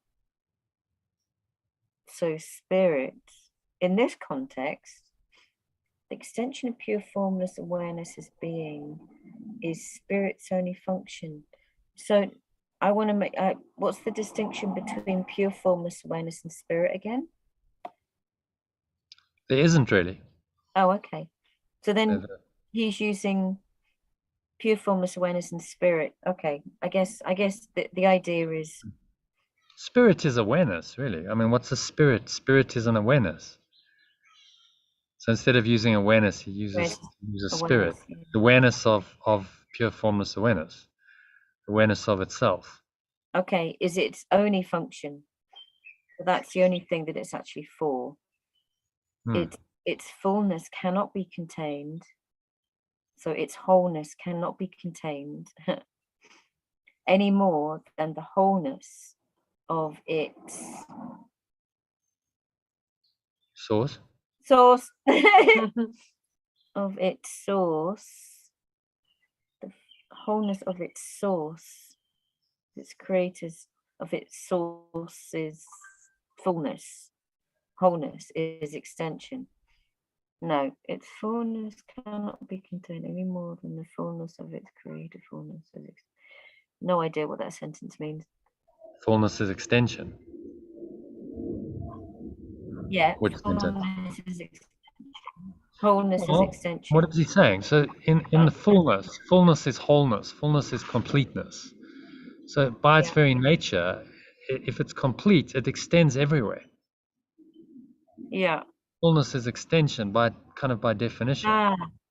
Okay, and then it makes sense. This idea of extension, what you got to understand is he's trying to get our minds from the state of separation back to that state of wholeness. And so in our minds, it feels like there's an extension. It feels like, oh, there's something like extending, expanding. There's some kind of shift. There's some kind of movement. In truth, in pure being, pure formless awareness, there's no extension. It just is. It is whole and complete unto itself. But from our separated point of view, it feels like, yeah, there's something happening. There's like an extension. Yeah, And something else. yeah, because we're moving from a state where we separated from that to a state where we connected with that, where we are that, we are extending it. Yeah. So it's using the words, the language, to try and engage our minds into this movement, to move our minds from the state of separation into the state of wholeness. Yeah. And using words like creation or extension. So the words are just pointers. Yeah. If extension works better for you, then use extension. If creation works better, I think creation tends to imply something that wasn't there, and now I'm creating it. Yeah. And that's not really the case, because it's always been there. That's the whole point. You can't create what's eternal. It's always been there. So extension is more accurate. Always been there. Yeah, So it was never, you know, when he talks about God's creation, it wasn't like God then went, oh, hey presto, there wasn't anything there, now it's there. Because the idea of creation is that it's always been there. God's creation is eternal, means there was no time when it wasn't there. Yeah. It simply is. And now it wants to extend through you. We say again, wants, but there's some force, there's some deep-rooted impulse that this wants to come through into your mind and extend through you to other minds. So a that's how we learn creation, yeah, because I think we often think of a creation as this unique thing that you create, you know, that you make happen. But actually, in this context, it's just spirit kind of being, acting eternal through being. Creation is the eternal beingness of God or love or pure. That's why I quite like the pure formless awareness. Pure formless awareness is pure formless awareness. That's all it is. Yeah. And it's whole and complete unto itself. So the spirit is simply the awareness of that awareness. Yeah. When you're in the spirit, you are fully aware of that awareness. The spirit. And nothing else. Yeah. So he's using the term spirit for, you could translate spirit as awareness. The total awareness. Okay, so the spirit is the total awareness of God, love, oneness. When you're totally aware of it, in other words, you have knowledge of it. Total awareness or knowledge, as he calls it. Okay, so the next bit's great. The ego's whole thought or awareness system blocks extension and thus blocks your only function. So literally, you're here to function in a particular way, and the ego is just blocking it. Blocks the extension of your beingness. That's what it's trying to do, always. So then it blocks your beingness, doesn't it? And that blocks your joy. Then you feel blocked up. Mm. Because joy is the extension. Joy is when you feel the extension, expansion through you. Then, that's that emotion we describe as joy. Yeah. And then you perceive yourself as unfulfilled. Because you're not living in your function. Yeah, and you are literally unfulfilled. You're not filled up with the spirit. You have a separation in your mind from it. Mm-hmm.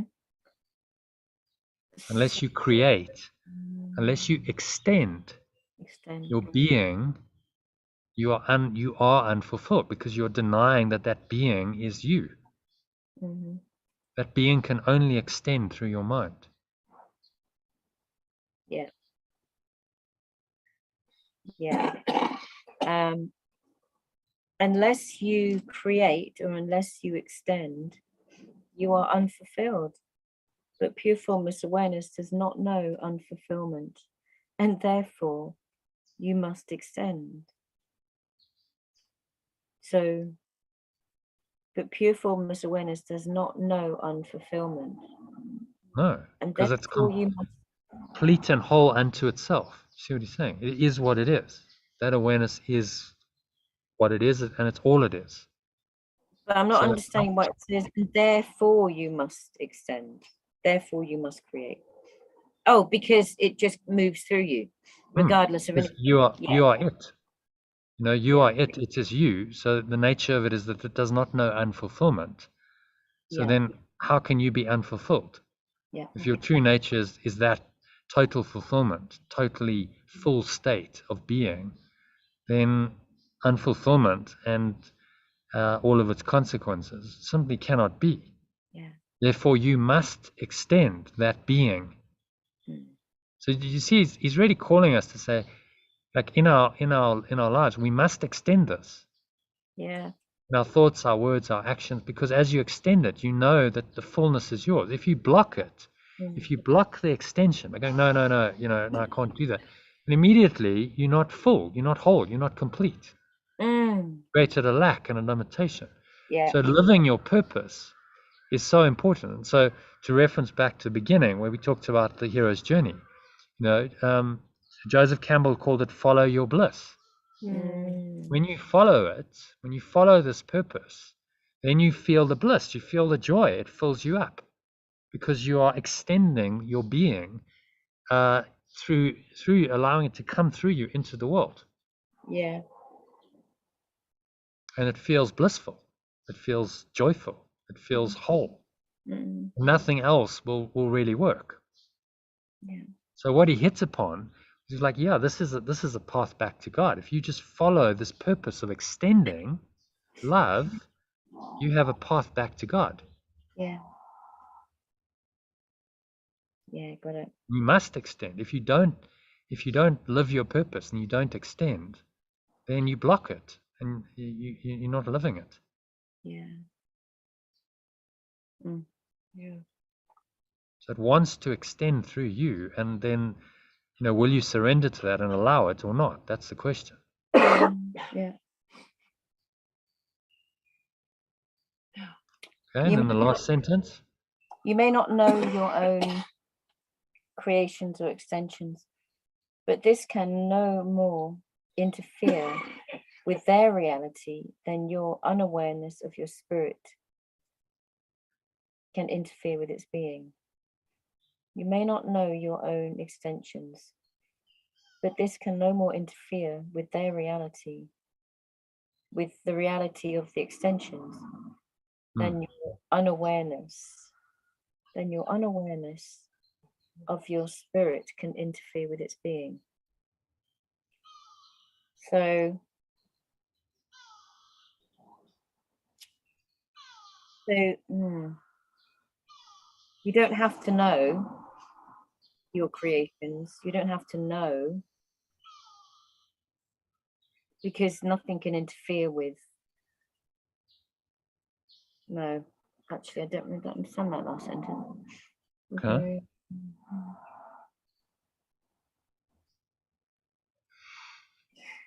Shall I help you out a bit? Yeah, would you? It seems like a sort of bit of a double. Or anyone else? Anyone else got any ideas on that before I jump in? Well, I think it's about the ego would have you be ignorant to your own extension, your own power of pure formless awareness and what it wants to bring through you. So, But it's still there. That's what he's saying. It's still there. So despite what you choose to know or recognize, still there, and pure formless awareness will never give up on you because it's always there. It is just is. So its reality is unquestioned, and it doesn't matter how much you deny it and how much you're unaware of it. It's still there, and it's not affected. What's affected is your awareness. So if you don't have an awareness of it, then it's as though it's not there for you. It means you deprive yourself of it, which means you suffer, even though it's there, which is insane. Like, why would you suffer when you have perfect joy in you? Yeah. But this is the ego. Okay, so can you give me a little summary of number 3? Oh God, I'm going to run away now.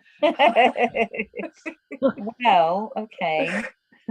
So Just cut through all of the. So what is he saying? The very essence of it, the very core of that.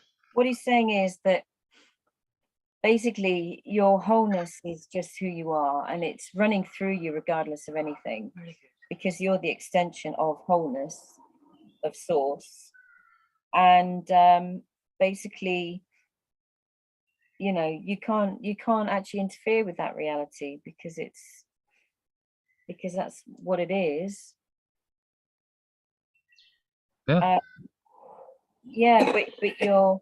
But your ego's thought system can block the joy that you could be experiencing, that's there to be experienced. Yeah. Well done. Yeah. Actually, very simple. Mm-hmm. There's lots of words and verbiage, but the concept's actually very, very simple. Yeah. Which is what we want to get, through it all. It's like, okay, just see the simplicity of it. Okay, happy to move on to number 4? Yeah. Okay, I think it's Iona. Okay. The state is forever extending because it is in the mind of pure formless awareness. You do not know your joy because you do not know your own self-fullness. Exclude any part of the state from yourself and you are not whole.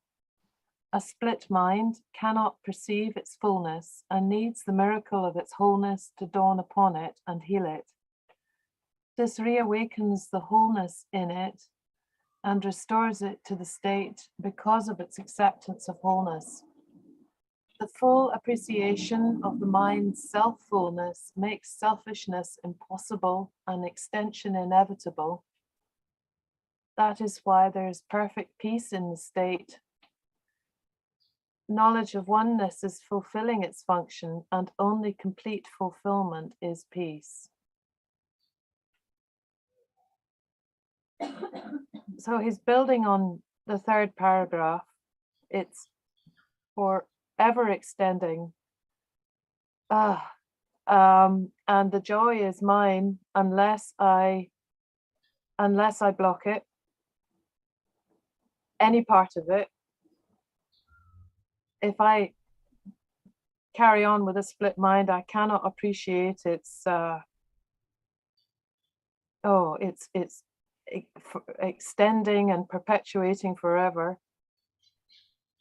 So I need a miracle to heal my fractured mind, to awaken to the wholeness and restore it to the state in full acceptance, the full appreciation.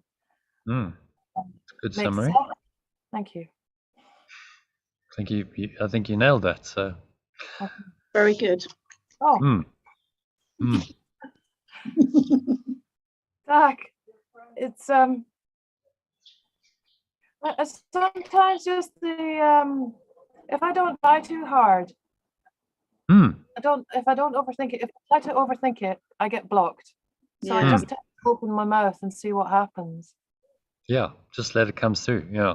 How do you think I do it? Do you think I know what I'm going to say? How do you think I do it? Yeah. I don't know what I'm going to say. It just comes.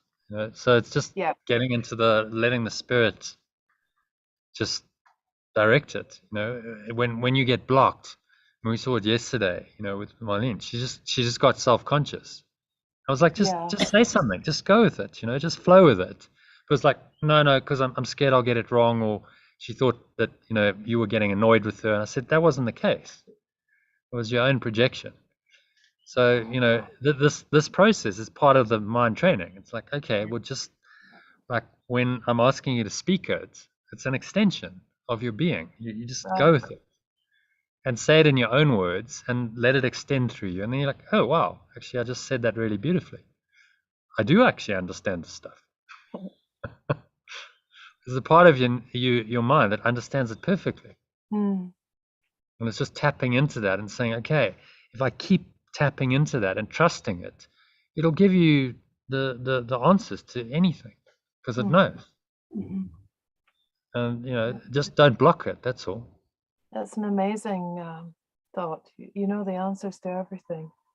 Yeah, it's all there. If you just open yourself and you say, yeah, but you have to step away. The ego has to step aside, because the ego is like, no, I know. Yeah. Well, the ego can't know this. You get horribly blocked if you try and know the answer through the ego, especially in spiritual terms. It's like, oh my, like, well, it'll just time you can't do it, because how can the ego know this? It cannot know this. Yeah, it can't. So you have to do away with it. You have to undo it in the process of the learning, and then the speaking. In the speaking of it, you're extending it,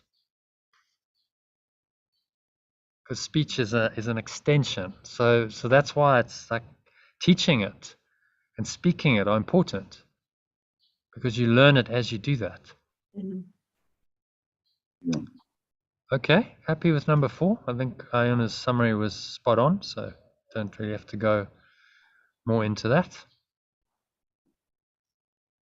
Number 5? Your creations are protected for you, as the Holy Spirit, the remembrance of oneness, who is in your mind, knows of them and can bring them into your awareness whenever you will let him. They are there as part of your own being, because your fulfillment, your wholeness, includes them. The creations, the extensions of every extension are yours, since every extension belongs to everyone, being created for the extension as a whole. Now, I want to change the word creation into love, peace, and joy. Yeah, you could. Love, peace, and joy of every son of God, because he's talking about these states. But if we're going to translate it in one word rather than 3, I would say extensions. The extensions of every extension of love are yours, since every extension belongs to everyone, being created for the extension as a whole. Because it's all one. It's one extension. That's the whole point, right? It's all in the same reality. We're in the same awareness. Yeah. So an extension is an extension. Yeah. However it shows up in the level of form, every son of God is an extension of this pure formless awareness. So their extensions, if they extend love, then that's part of your extension, because it's the same awareness. It's the same source, the same beingness behind it all. Yeah. Every extension belongs to everyone, because it's all coming from the same source. Yeah. Being created for the extension as a whole, because there's only one mind here. So this is convoluted language to just really say it's all one. Yeah. We're saying, people, it's all one. Every extension of love that anyone gives is also your extension, because it's the same thing. It's the same source. That love is your love. No one owns love, peace, and joy. These are states that are shared, and we all share in them, and we can all extend them together, and we can all enjoy the extensions of them together. And no one owns anything. We just extend together, and in that extension, we find our joy. We're all very joyful to just extend without limit.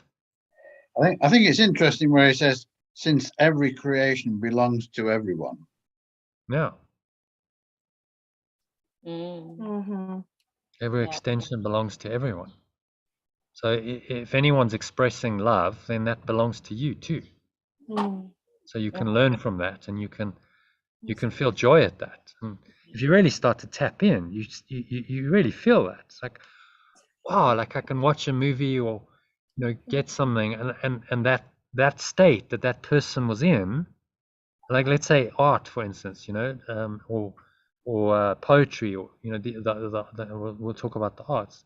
The state the person was in, they extended it through the form of the poetry or the art, and then you can experience that because it belongs to you. It's yours. And we do see that in practice. If there's a great piece of art or poetry or music, it's like, I can feel the state, and so the state of the artist or the musician now translates to me, because it wasn't owned by the artist, and they were trying to extend it. That was the purpose of the art form, was to extend the love. It was a form that would then carry that frequency. Yeah. No, this is what he's really saying.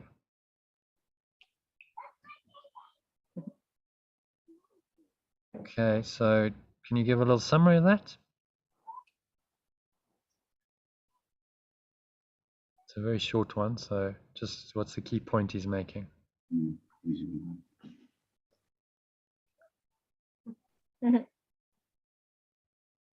So your extensions of pure love, peace, and joy are part of you and part of every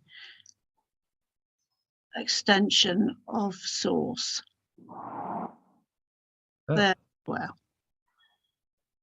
They belong to everyone. yeah. So this is total equality. You know, there's no ownership here. Everyone owns everything. It's not on the level of form, because this on the level of form never works. You know, they tried it with communism, it didn't work. Because people still have as long as the ego is still there, then it can't accept this. You have to have a spiritual awakening to really accept it.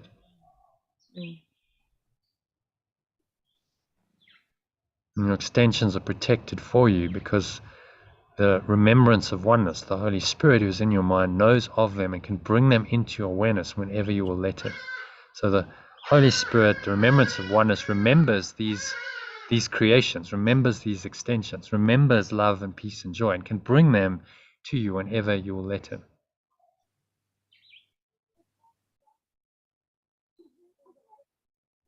And part of this is just accepting that they're everywhere and you don't own them.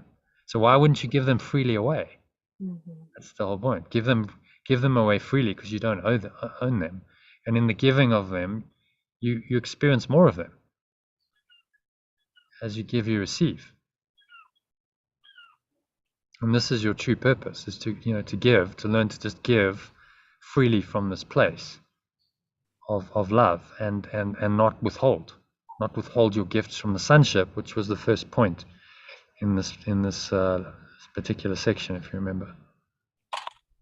So he's coming back to the beginning, which he does. You'll notice he does that quite often. It comes back on itself and then repeats the point, but so now you've been through this whole journey to understand it more deeply in the section. So each one, each little section is like a miniature hero's journey, really. Interesting way of looking at it. Okay, you happy with number 5? Let me move swiftly on to number 6. I think it's John. You have not failed to increase. You have not failed to increase the inheritance of the extensions of love, and thus have not failed to secure it for yourself. Since it was the will of Pure Formless Awareness to give it to you, he gave it forever. It gave it forever. Since it was its will that you have it forever, he gave you the means for keeping it, and you have done so. Disobeying love's will is meaningful only to the insane. In truth, it is impossible. Your self-fullness is as boundless as pure formless awarenesses. And like it extends forever and in perfect peace. Radiance is so intense that it creates in perfect joy, and only the whole can be born of its wholeness.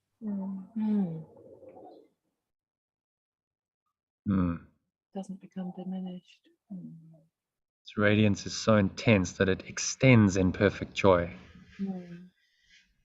So it's saying here that with We've done nothing wrong.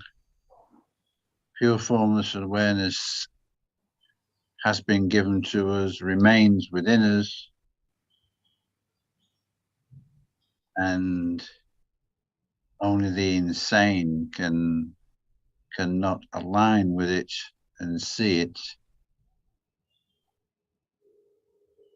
and its radiance continues forever.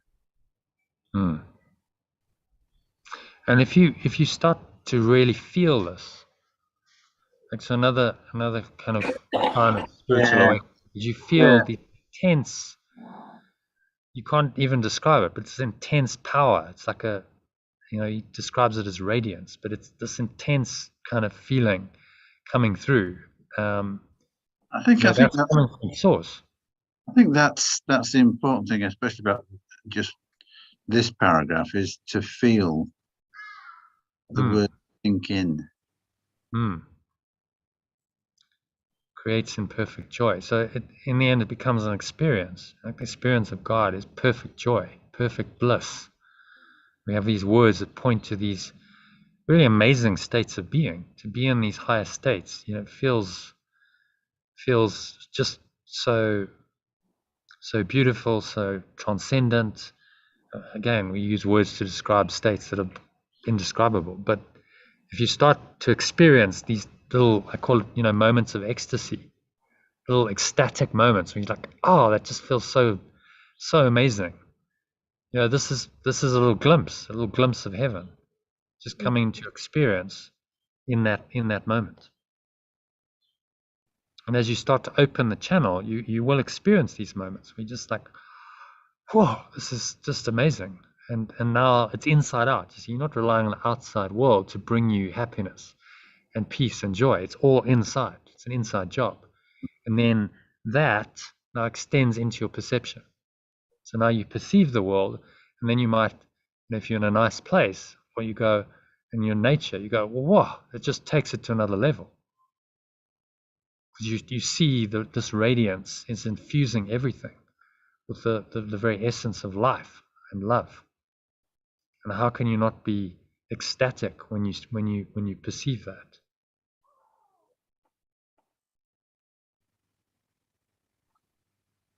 Okay? Yeah, it's a good one. Sense? You understand what self-fullness means? Because he's used that a couple of times. We haven't really addressed that. Self-fullness. So it's the state of our own perfection. Is it awareness of our wholeness?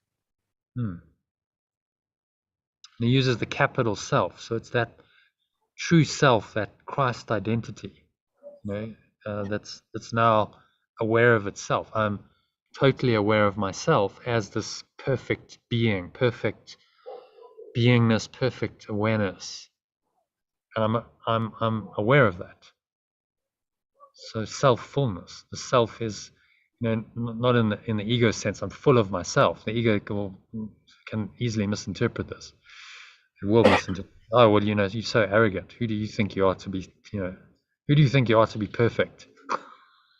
Get down off your pedestal and join us mere mortal sinners. This is what the ego will tell you. But your selffulness is the self-concept that allows pure formless awareness to come extending through you without limit. It's the only self-concept that will do that. So it's the in other words, it's the Christ. Self, capital Self, is the Christ. The one self that knows itself as the one, as pure formless awareness.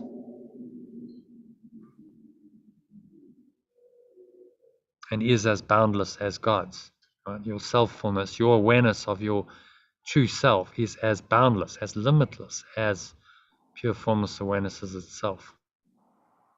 And it extends forever. Okay, happy with number 6? I think John's given a good summary. So last one. Number 7. I think it's Iona or Lucy. Be confident that you have never lost your identity and the extensions which maintain it in wholeness and peace. Miracles are an expression of this confidence. They are reflections of both your proper identification with your brothers and of your awareness that your identification is maintained by extension. The miracle is a lesson in total perception. By including any part of totality in the lesson, you have included the whole. Yeah, so it's like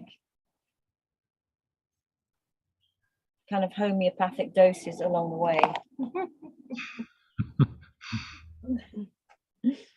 Miracles. And you've never lost your wholeness. You've never lost your true identity in extension of source, and which is yourself as wholeness and peace. And the showing up of miracles is just the evidence of that. Is the I like, he says, an expression of this confidence. So by being confident in source, in pure formless awareness, the miracles will just keep appearing. Your identification with your brothers is maintained by extension. So you extend love to them, and then you know that you are one with them. Yeah. You don't extend love to them, then you break the connection. Yeah. It's one or the other. You're going to extend. You're going to extend or project, as he's made clear. Yeah. So which are you going to do? How are you going to use your mind? Yeah. Yeah. So you don't have a choice as to whether the mind's going to extend or project. Well, then you may as well extend rather than project, and focus your efforts on that. So allow the spirit to come through you and just work these miracles. Lesson in total perception. So it's still in the domain of perception, but it's coming from totality. Including any part of the totality in the lesson, you've included the whole. Because the whole point is it's total. It's just something the ego will never grasp, but totality is totality is totality. It's whole, it's complete. There are no parts. So you include any part of it. There's no parts of it in your awareness. You might see it as a part, but you've included the whole. One part of pure formless awareness is the whole part, is all of it. Which is why the ego denies truth totally. It can't accept any part of it, because if it accepts a part of it, it has to accept the whole of it. And it knows that. So then it's always trying to deny your any part of it, any awareness of it at all. Okay.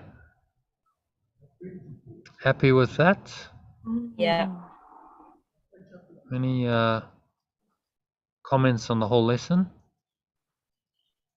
Questions? Anyone want to give me a 1-minute summary of the whole? Like, what's the key takeaway? What is he saying here? In a paragraph, in a couple of sentences. I think it's key when it says that the being must be extended.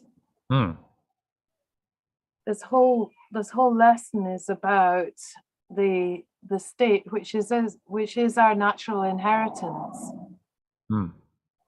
And it's there, it's all its glory and unlimitedness for us to simply extend. And in the extension, we come to know ourselves as who we really are. That's key. Yeah. Yeah. So very, very, very, very simple. These ideas are very simple, but he does all the convolutions and all that because it's like over and over and over again. He's repeating it in different ways. Yeah. So that we'll think about it, we'll dwell on it, we'll accept it. Ultimately, we'll accept it.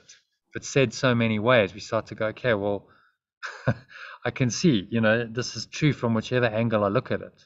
Yeah. This is true. Yeah. Okay, now I'm starting to believe. That's why he's got such a lengthy text, because the ideas are actually very simple. Yeah. But it's a process to take us through this, of mind training that you're going through as you do this. Mm-hmm. Do you notice that? So it's like unwinding stuff in your mind as you spend time with the text and thinking about these ideas. And that's why it's not a speed course. You can't do it in a few days, because it's like you spend the time unwinding, Yeah. going through this, lesson by lesson, section by section, Yeah. and in the time you're doing the unwinding, Yeah. and you don't get it that in if you read this in 5 minutes, you're not going to get that. And nor would the ego accept that. Mm. And it's like he knows the machinations of the ego. He knows how wily and complex it can be. So it's like every angle is covered. He's really asking you to go deep into your mind and really look at this. Go, yes, okay, this is starting to make sense to me. I'm accepting the logic of this. This makes sense. Because then he doesn't have to teach you anymore. Then you understand. You get it. The penny drops, so to speak. You're like, yeah, I get it. Okay. It's all one. That's the whole point. It's just oneness. And I'm part of that oneness. I am that oneness. There's no separation, and that I can just fully accept that, even though I seem to be in a body still, in a separated state. I can fully accept that oneness in my mind and continue living here. But that oneness is who I am. That oneness is my thought system. That oneness is directing the show. A new operating system has been installed. And a key part of this is purpose. So extending is part of this. So it's relevant. We'll maybe come back to the section, Iona and Lucy, when we discuss Findhorn, in the whole retreat. Oh, yeah. I think it's part of this extension, and it's part of the learning. Like the Spirit wants to extend through us. So then it's like, okay, well, are we gonna allow that and allow the miracles to show up for us? Because it can seem to be daunting. We try and do it on our own. It's like, well, no, it's not going to happen. That's not the point. The point is to go, no, we're not really in charge of this. It's the Spirit that's going to do it through us, and we just got to kind of trust the process. But we'll chat about it next week. Yeah. Okay. So I think that brings us to the end of the section. Shall we just do a meditation? Okay, John. This is and Sue and John. This is Scott. Hey, Yeah, I want to introduce us. yes. Oh, right. Did you say Scott? Scott. Scott. Hi. Very nice to meet you, Scott. Likewise. I've just arrived at the last chapter. I've just been sitting, meditating, and receiving the teachings. Yeah. Beautifully. Yeah. Well, we're about to go into a meditation. Yeah. So if you'd like to join us, you're most welcome. Yeah. Sure. Thanks. Yeah. And join us again. Iona's a regular, so just pull into her place, and this is where it happens. If she's okay with that, Iona. Yeah. When I'm You up, should be. It's extending. Yeah. Thanks. Extending the being. Yeah. Okay, so just make yourself comfortable.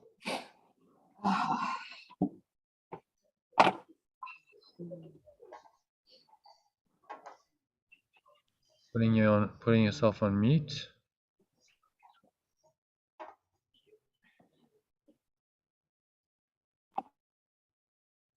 Sitting comfortably, feet shoulder width apart. Keep your back straight. Close your eyes. And start off by taking a nice deep breath in through the nose. Noticing how the stomach rises and the chest rises. And the subtle flow of air in through the nostrils. Lock the energy in, clench the sphincter muscle, draw the energy up. The spine into your heart center. You can put one hand on your heart, connecting with your heart space. Bring your mind into the present moment fully. And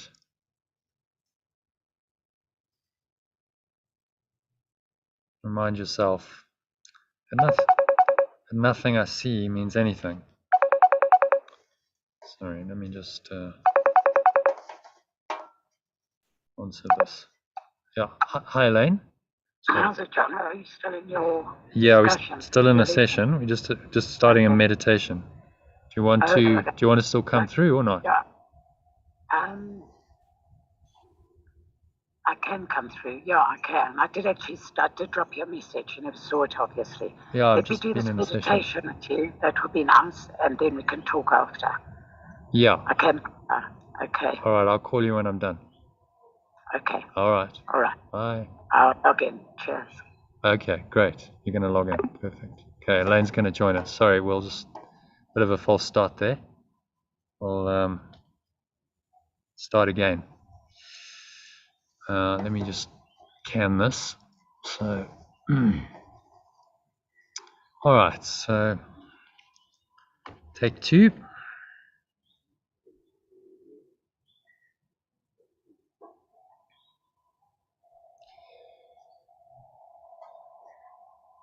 Okay, so just making yourself comfortable, sitting with your feet shoulder width apart, back straight, cup your hands in your lap, close your eyes,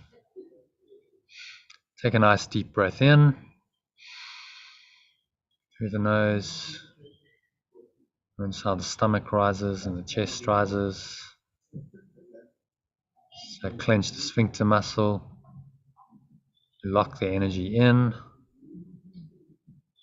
draw it up into your heart center. Put one hand on your heart, connecting with your heart space.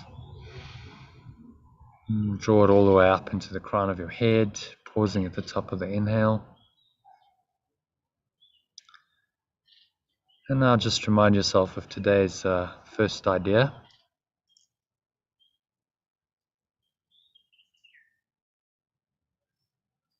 So, nothing I see means anything. Nothing I see means anything. The reason this is so is that I see nothing and nothing has no meaning. It is necessary that I recognize this, that I may learn to see. What I think I see now is taking the place of vision. I must let it go by realizing it has no meaning, so that vision may take its place. So exhale.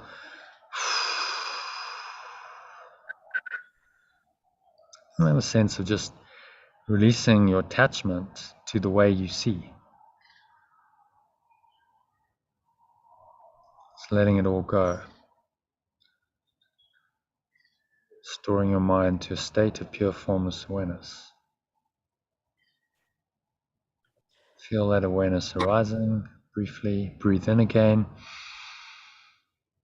to the lower stomach, blowing the stomach up like a balloon. Clenching the sphincter muscle, lock the energy in. Feel it rising up into your heart center. And all the way up into the crown of your head, so it's a maximal inhale breath. Top of the inhale, pause. Remind yourself that I've given what I see or perceive all the meaning it has for me. So say after me, I've judged everything I look upon, and it is this and only this I perceive or see. This is not vision, it's merely an illusion of reality, because my judgments have been made quite apart from reality. I'm willing to recognize the lack of validity in my judgments, because I want to see, I want to perceive truly.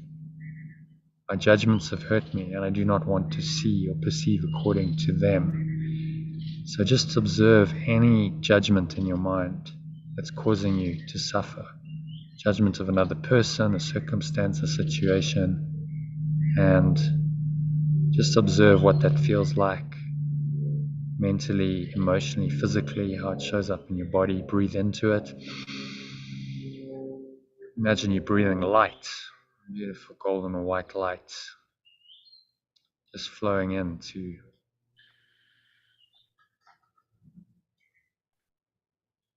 any areas of darkness.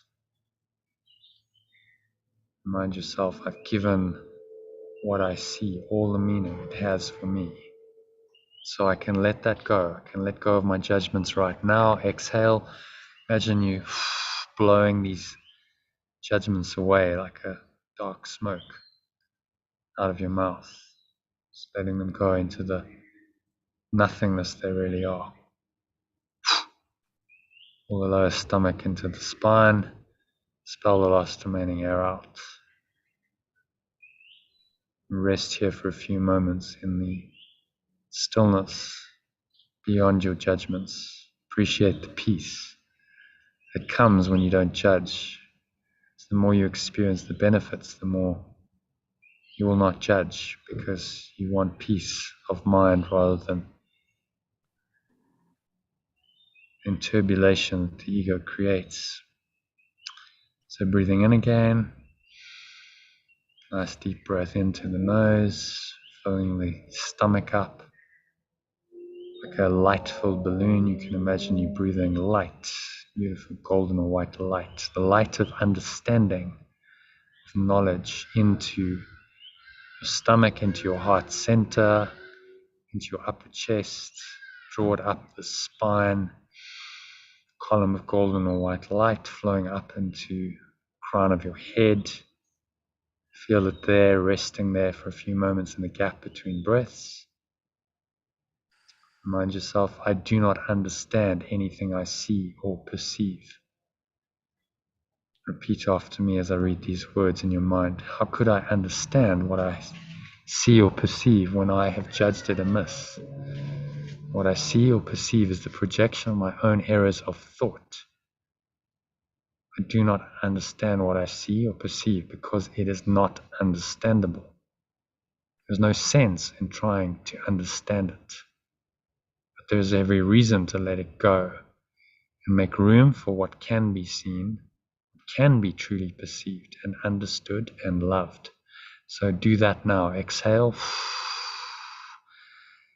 And have a sense of just blowing away all of the darkness of ignorance, like a black smoke out of your mouth.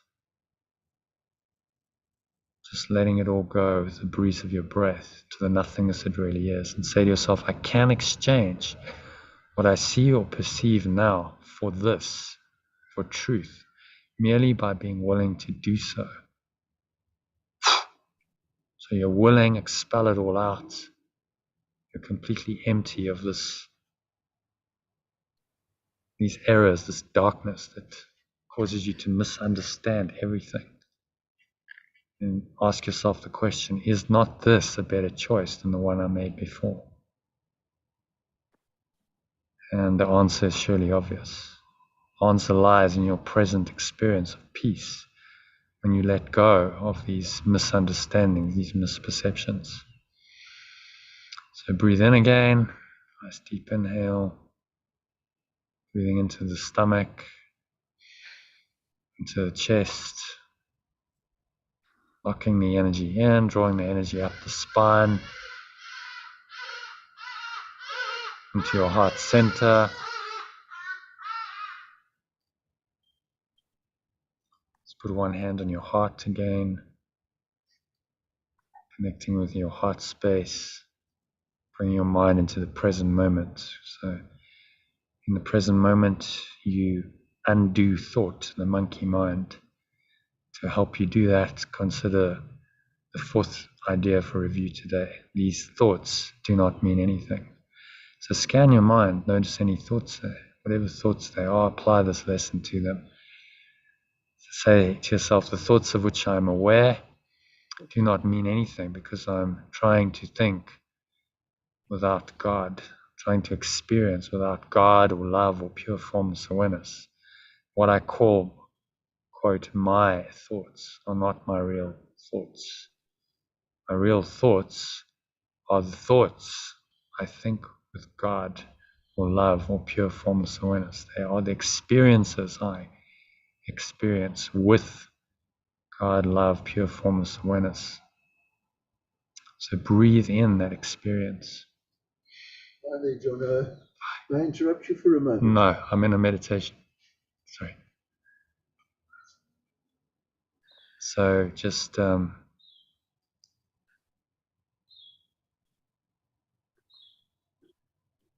breathing this pure formless awareness in. So I'm not aware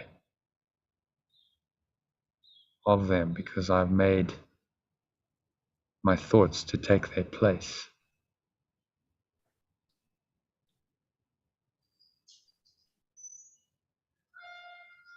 I'm willing to recognize that my thoughts do not mean anything and to let them go. I choose to have them be replaced by what they were intended to replace.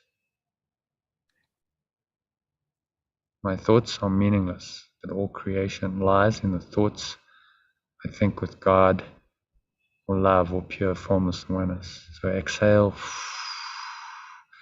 and just blow these thoughts away.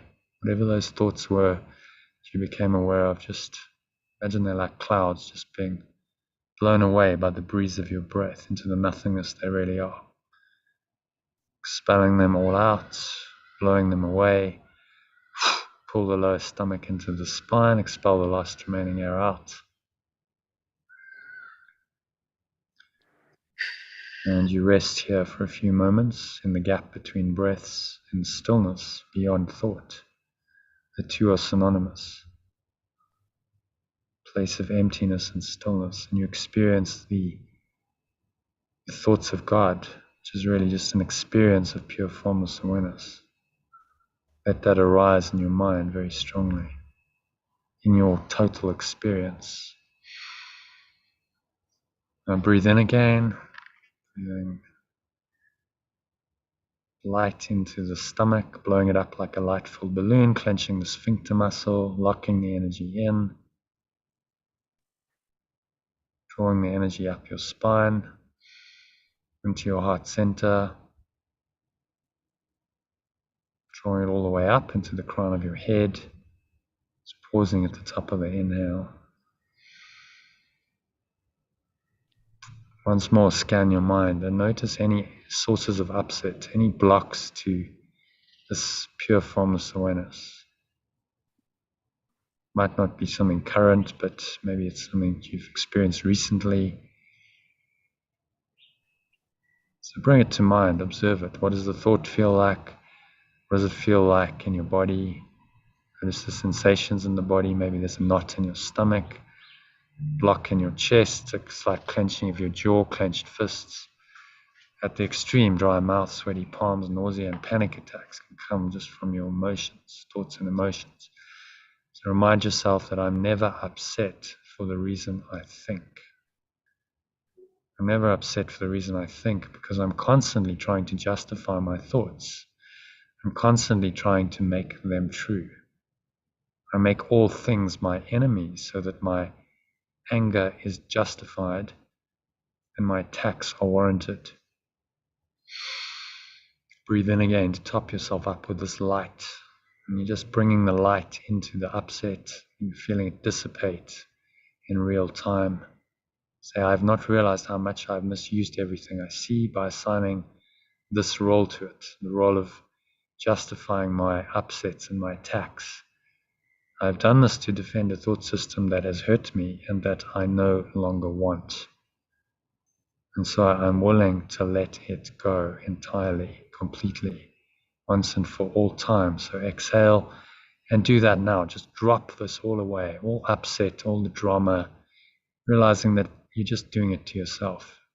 Remember, you're always setting yourself up for an upset. Every upset is a set up. And when you realize the insanity of that, then you can just drop it all. Turn your mind to the sanity that only comes from your true awareness of pure formless awareness. So blow it all away. The breeze of your breath, clearing away the cloud patterns of upset to reveal the pure blue sky, which is your pure formless awareness.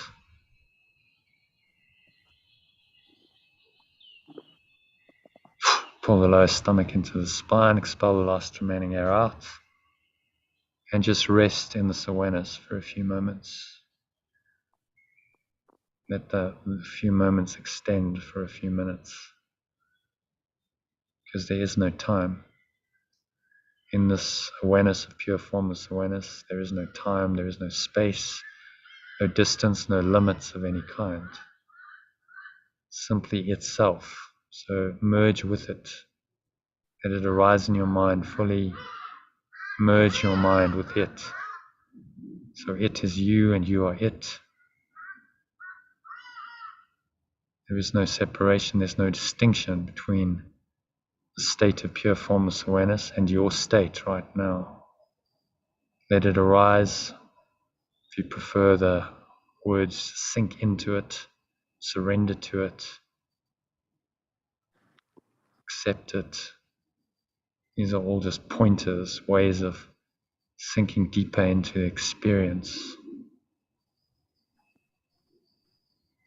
of love. So let that experience come to you fully, wholly, and completely for the next few minutes of deep silence.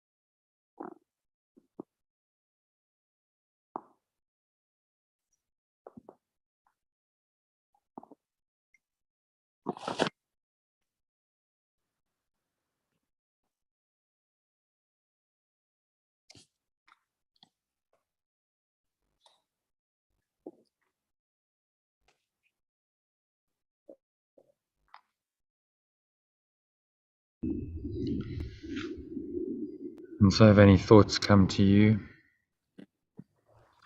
just observe them casually. Apply one of today's ideas, one of the review ideas. These thoughts do not mean anything. If it's more of an upset, you could use I'm never upset for the reason I think. Just use the idea to help you collapse it, blow it away with the breeze of your breath, clearing the way for the blue sky of your pure formless awareness to reveal itself. And just sink into that. There's really nowhere else to go, nothing else to do, nothing else to experience but that. Because in truth, there is only that. There is only this state of pure formless awareness. Only this experience is real.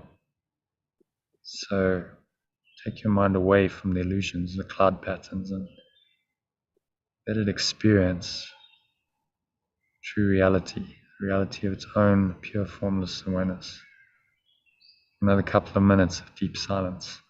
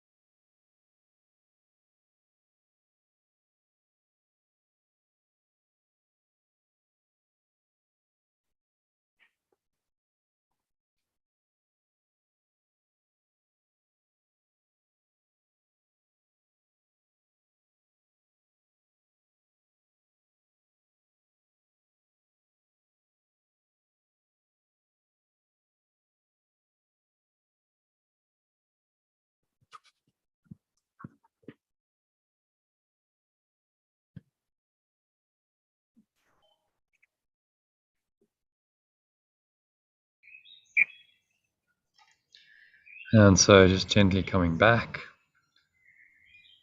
And this deep state brings awareness back into your body,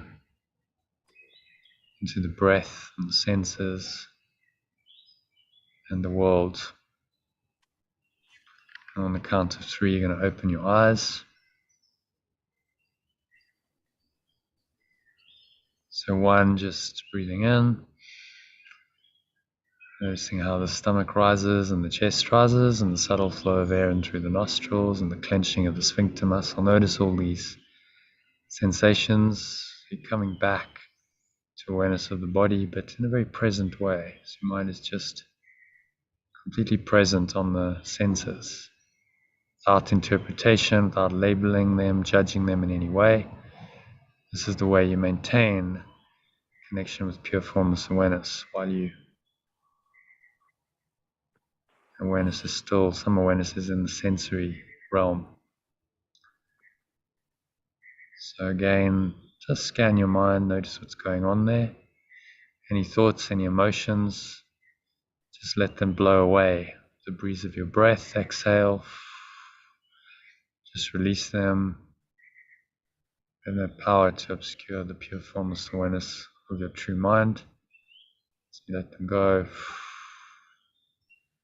Exhale them to the nothingness they really are.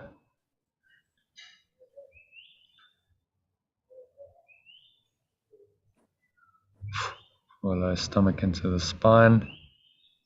Expel the air out. Rest here. The count of 2. Notice the weight of your body pressing down into the chair, your feet touching the ground.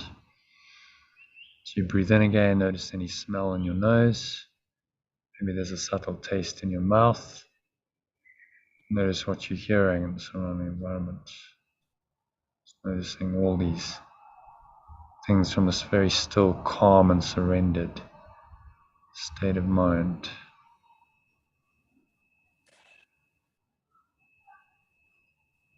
Just awareness, pure formless awareness streaming through, no interpretation and no judgment. And there can be nothing to disturb your peace. Just this awareness as itself. Sense perceptions come and go, they rise and they pass away, and you recognize their illusory nature immediately. You're not fooled by them. You remain detached from them, you remain equanimous, because you recognize their unreality. And so you're going to carry this awareness with you for the rest of your evening and on into tomorrow. To help you do that, practice today's lesson again. I've sent you 5 recordings to help you to practice any one of the ideas you choose. So do that a couple of times, and then before bed, listen again to the longer recording, which I sent this morning, which is 14 minutes, which guides you through the whole thing. So it is said, so it is done. Now on the count of 3, you're going to open your eyes. Just take a minute to look around as usual, just grounding yourself back into sensory awareness, noticing the objects, the people around you,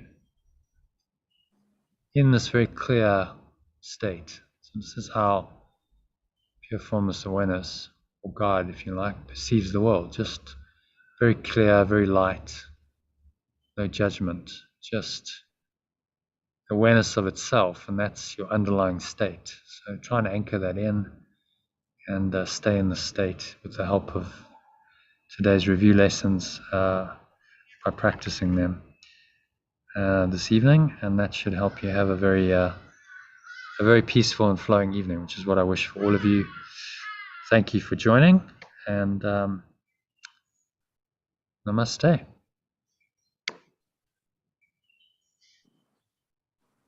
Namaste, Shana.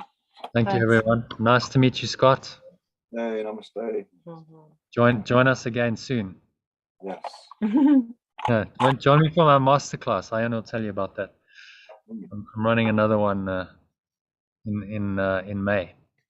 But you're welcome to join these sessions and just dive in if you'd like to, because I offer a 3-week free trial to anyone. So that's the easiest way. Just dive in and start joining and see if it works for you. Yeah, thanks, Mark. Okay. Thanks, everyone. See you tomorrow afternoon. We'll do it. Bye We'll all. do, Bye all. cheers. We'll do it normal time tomorrow at 1:30 UK time. Just so you know.